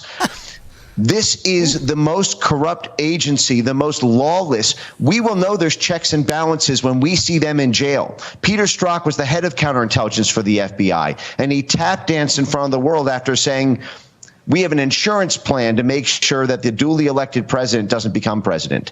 This FISA trick is a thummy war between the two sides of the GOP and using this foreign-facing dirty power to basically do that cheat thing with the pinky finger. That's what's going on here, and that's why Mike Johnson is behind it.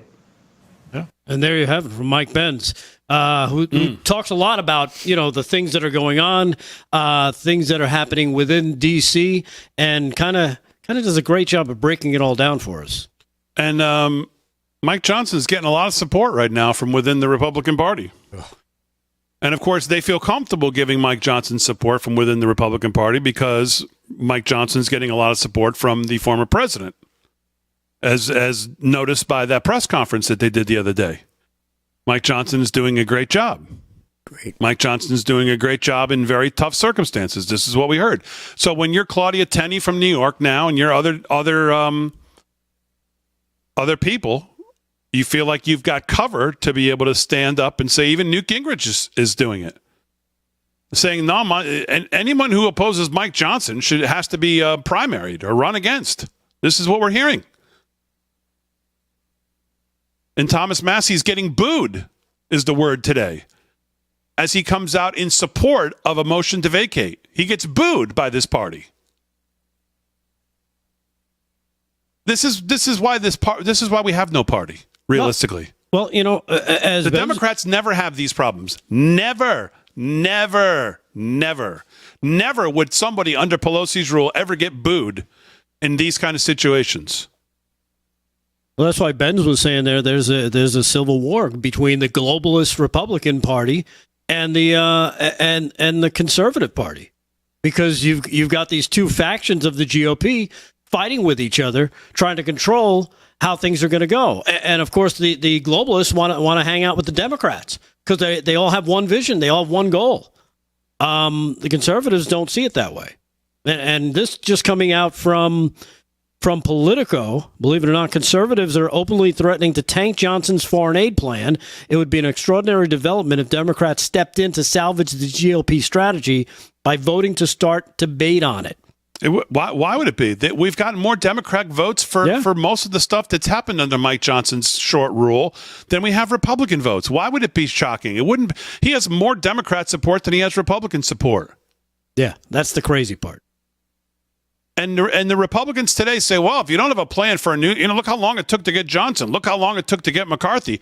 If you don't have a plan to get someone who can get 218, then we can't call for a motion to vacate him. So, I mean, again, the issue is Mike Johnson's getting run cover from the former president. And now you have Republicans who feel like, okay, I'll take that cover and use it myself. Because if President Trump came out and said, he says, I'm not a fan of FISA, but I told him to do what you want, is what he said in the press conference. To me, that's not all that helpful. Right. You got to come out and say, they use this to spy on my campaign. We've seen all the things they do. This absolutely cannot happen. And then you'd have a different story. You'd have a different story today on this. You wouldn't have Claudia Tenney and all these people running cover for Mike Johnson, who otherwise would not be. But they feel like they can now because they feel like Mike Johnson has cover from the leader of the party. That's the problem. All right, a little more news and sports. We'll wrap it up for a Tuesday live from Studio 6B right after this.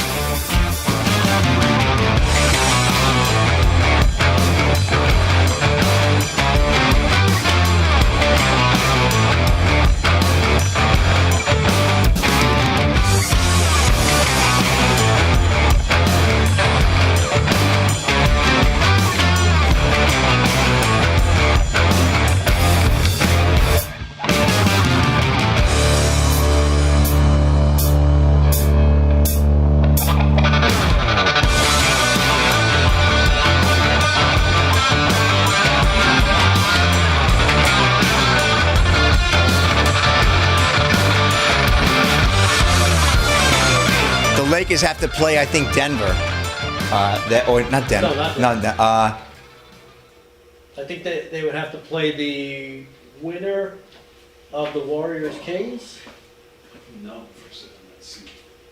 yes. I believe so. It's okay. I'm very. Hey, Dave, I think the pack that David Zier uses has batteries in it. That's all right. I can make it one more segment without it. I got to get the costume. All right. I just didn't have a chance to see it with my daughter's thing. It was at 5 o'clock.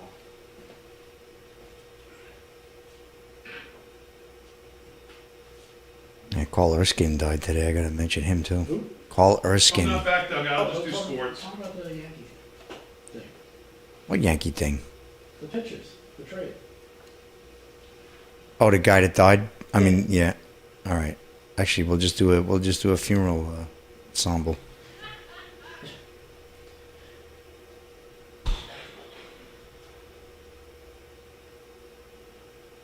Carl Erskine story.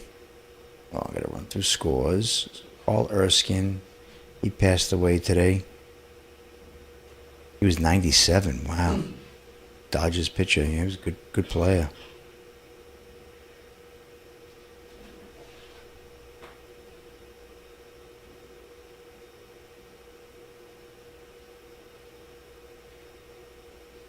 First thing I heard when I heard Carl Erskine died, I said, "Am I still going to be able to get my bratwurst?" And then I realized it wasn't Carl Erman, it was Carl Erskine. Oh, okay.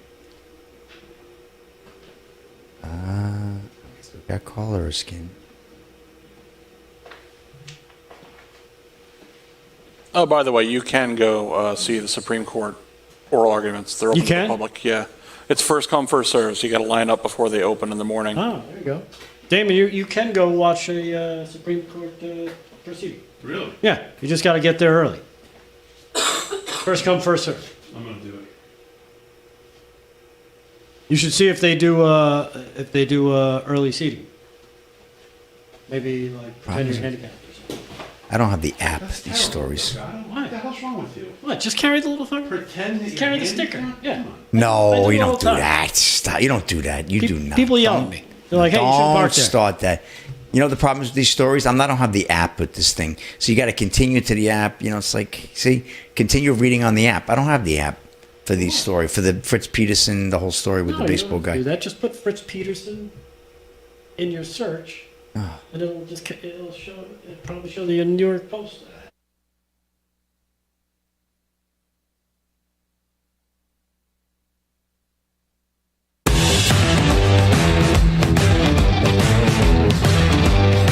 Live from Studio 6B13 till the hour on a Tuesday night. So Fran sent me an article about the jurors that have been seated so far. So let's just see how what we think so far. Let me just give you a little more information on each one, and you guys tell me what you think. Sure. The 4-person juror number 1, as we said, works in sales, has some college education, originally from Ireland, married with no children, gets his news from the New York Times, the Daily Mail, and sometimes Fox News and MSNBC. There's your juror. There's your 4-person. That's number 1. Juror number 2. I like him. Oncology nurse, native New Yorker, lives with her fiance, reads the New York Times and watches CNN. Okay. Juror number 3. Uh-oh. Corporate lawyer, originally from Oregon, not married, doesn't have children, gets her news from the New York Times, the Wall Street Journal, and Google. Great. Juror number 4. Runs an IT business for training and consulting, attended 1 year of college. An older Puerto Rican man who is married with adult children and 2 grandkids told the court he finds Trump fascinating and mysterious, but didn't indicate any strong feelings about his politics. Juror number 5, an English teacher in a public charter school system, master's degree in education. Young black woman who isn't married, doesn't have any children. She said she avoids political conversations. Wasn't aware that Trump is facing charges in other criminal cases. I'm going to call shenanigans on that one. Juror number 6, software engineer at a large broadcast company. Where was Harry today? Recently graduated from college, not married, doesn't have children, currently living with 3 roommates in Chelsea. Where was Harry today? Gets her news from the New York Times, Google, Facebook, and TikTok. Juror 7, civil litigator, married with 2 kids, lives on the Upper East Side of Manhattan, said there were likely Trump administration policies he disagreed with, reads the New York Times, the Wall Street Journal, the New York Post, and the Washington Post. There's your 7 seated right now. I like the Puerto Rican guy. You would. He's your best bet. Well, because he's older.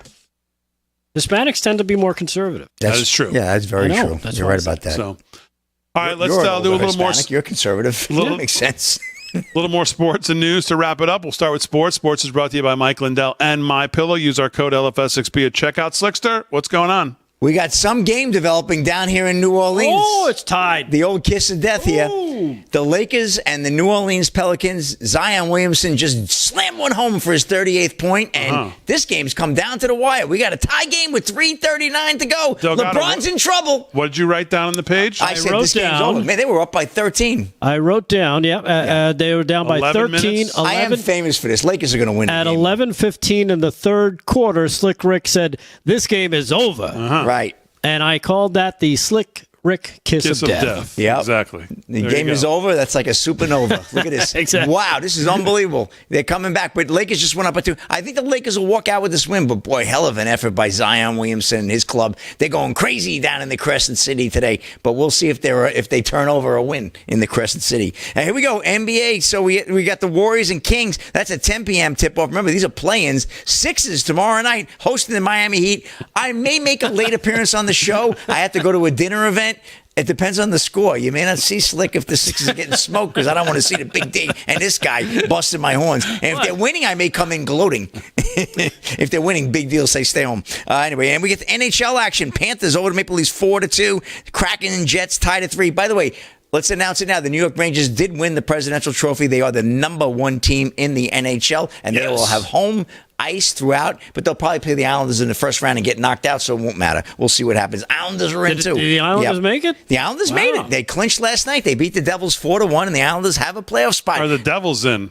The Devils are done. They're out, man. They're cooked. Poor Frank the Tank's going to have Devils are they're toast. So that's what are you going to do there? And some sad news in the baseball world. And I want to thank a gentleman on the Get a Chat, Mr. Owens. There, let me know that reminded me the Dodgers legend Carl Erskine, the last surviving Boys of Summer member, died at 97 today. Erskine was the last living member of the Boys of Summer who won the 1955 World Series, the great Brooklyn Dodgers. And this is Scott Thompson, Carl Erskine of Fox News. Carl Erskine, a legendary pitcher for the Dodgers, who was the last surviving member of the 1950s Boys of Summer squad, passed away, 97 years old. Erskine died in his hometown of Anderson, Indiana, at Community Hospital Anderson, according to Michelle Hockwalt, who serves as the hospital's marketing and communication manager. For millions of fans, he was a baseball hero. Hall of Fame chair Jane Forbes Clark said in a statement about Erskine, Erskine was a Dodgers lifer, playing his entire career with them from 1948 to 59. He was with the team after it moved from the Brooklyn to Los Angeles in 1957, and he helped the Dodgers win 5 National League pennants during his years with the team, including 1955 when the Dodgers won the World Series. The Dodgers won only 1 World Series during that run of pennants. Of course, the Yankees were always their daddy in those days, right? Way back in the wind. But wow, what a great team. Carl Erskine, great member of the baseball world. And I'm going to get to one other story. Another big baseball player passed away, and that would be yesterday. We had that story, right? Fritz Peterson. Right here. You got the story. Yeah. Former New York Yankees and Cleveland pitcher Fritz Peterson, who famously traded wives and families with a teammate, has died, the Yankees announced Friday. He was 82. He died a few days ago. No cause of death was revealed. The Yankees are deeply sad to learn of the passing of Fritz Peterson, who was a formidable pitcher and affable presence throughout his 9 years in pinstripes and 8 years in somebody's home. The team said in a statement, along with long-time teammate Mel Stottlemyre, the great Mel Stottlemyre. Peterson was part of a devastating 1-2 combination at the top of the Yankees rotation. And, as a known prankster and well-liked amongst his teammates and coaches, Peterson had an outgoing personality and inquisitive nature that brought lightheartedness to the clubhouse. But most notably his impeccable control, which was among the best in the majors. Peterson will be greatly missed by the Yankees, and we offer heartfelt condolences to his wife, Suzanne, and the entire Peterson family, and what other families he swapped with. So, yeah, I think he opened up the Trader Joe's chain, too, if I'm not mistaken. I think that was probably the most famous trade in the early 70s was when they traded wives. It was crazy. No doubt about it. Score check, Big D on this play-on. I don't think anybody cares in our group, but we got to say it anyway. L.A. Lakers and New Orleans Pelicans all tied at 95. This is going down to the wire. There's LeBron with a travel like he's going to Italy. And that's a wrap, Big D. That's a wrap in sports. All right, very good, Slick. Cassie in the chat on Twitter says, Damon, do you think the speaker and President Trump know something we don't that would explain these actions? No, I don't. I don't know what could. I mean, I don't know what they could know. Or I mean, President Trump comes out and says Mike Johnson's doing a great job. I mean, that doesn't. What would he know that would lead him to think? We all know what the bills have gone and have passed since Johnson took the speakership.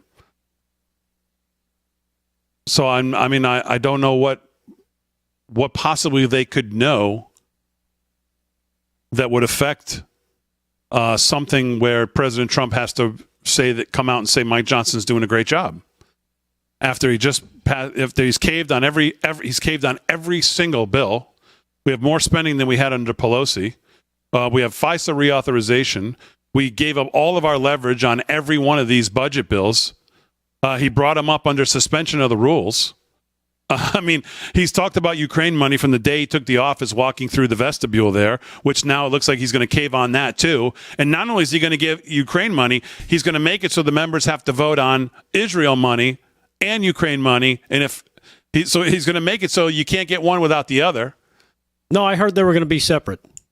Right, but he's bringing them all up under suspension of the rules again, and he's going to make one contingent on the other. You're not going to get one without the other. And in Taiwan as well. So, again, just based on the facts we know, I don't know how you come out and say he's doing a great job. I don't know on FISA how you say, well, I'm not a big fan of it, but I just told him you do what you want to do. I don't know what they could know, but whatever they know, I certainly don't know it, and it's baffling me. I can tell you that. Me too. So, anything else in the news, Slick? Slick. Anything else in the news? No, that's a wrap, Big D. We're just watching these games. We'll have plenty tomorrow night if I show up. What else is in the news, Delgado? Yeah, I'll do this one last one for the third hour. We'll do it in the third hour. We're out of here. Third hour. All right, as always, jabbering about Mike Johnson. As always, we salute our military, active and active police, firefighters, first responders, EMTs, everybody on the front lines. Great job by David Zier today. Great job, guys. Aaron Fran, great job as always. Most of all, thank you to live from Studio 6B audience. We'll see you tomorrow night.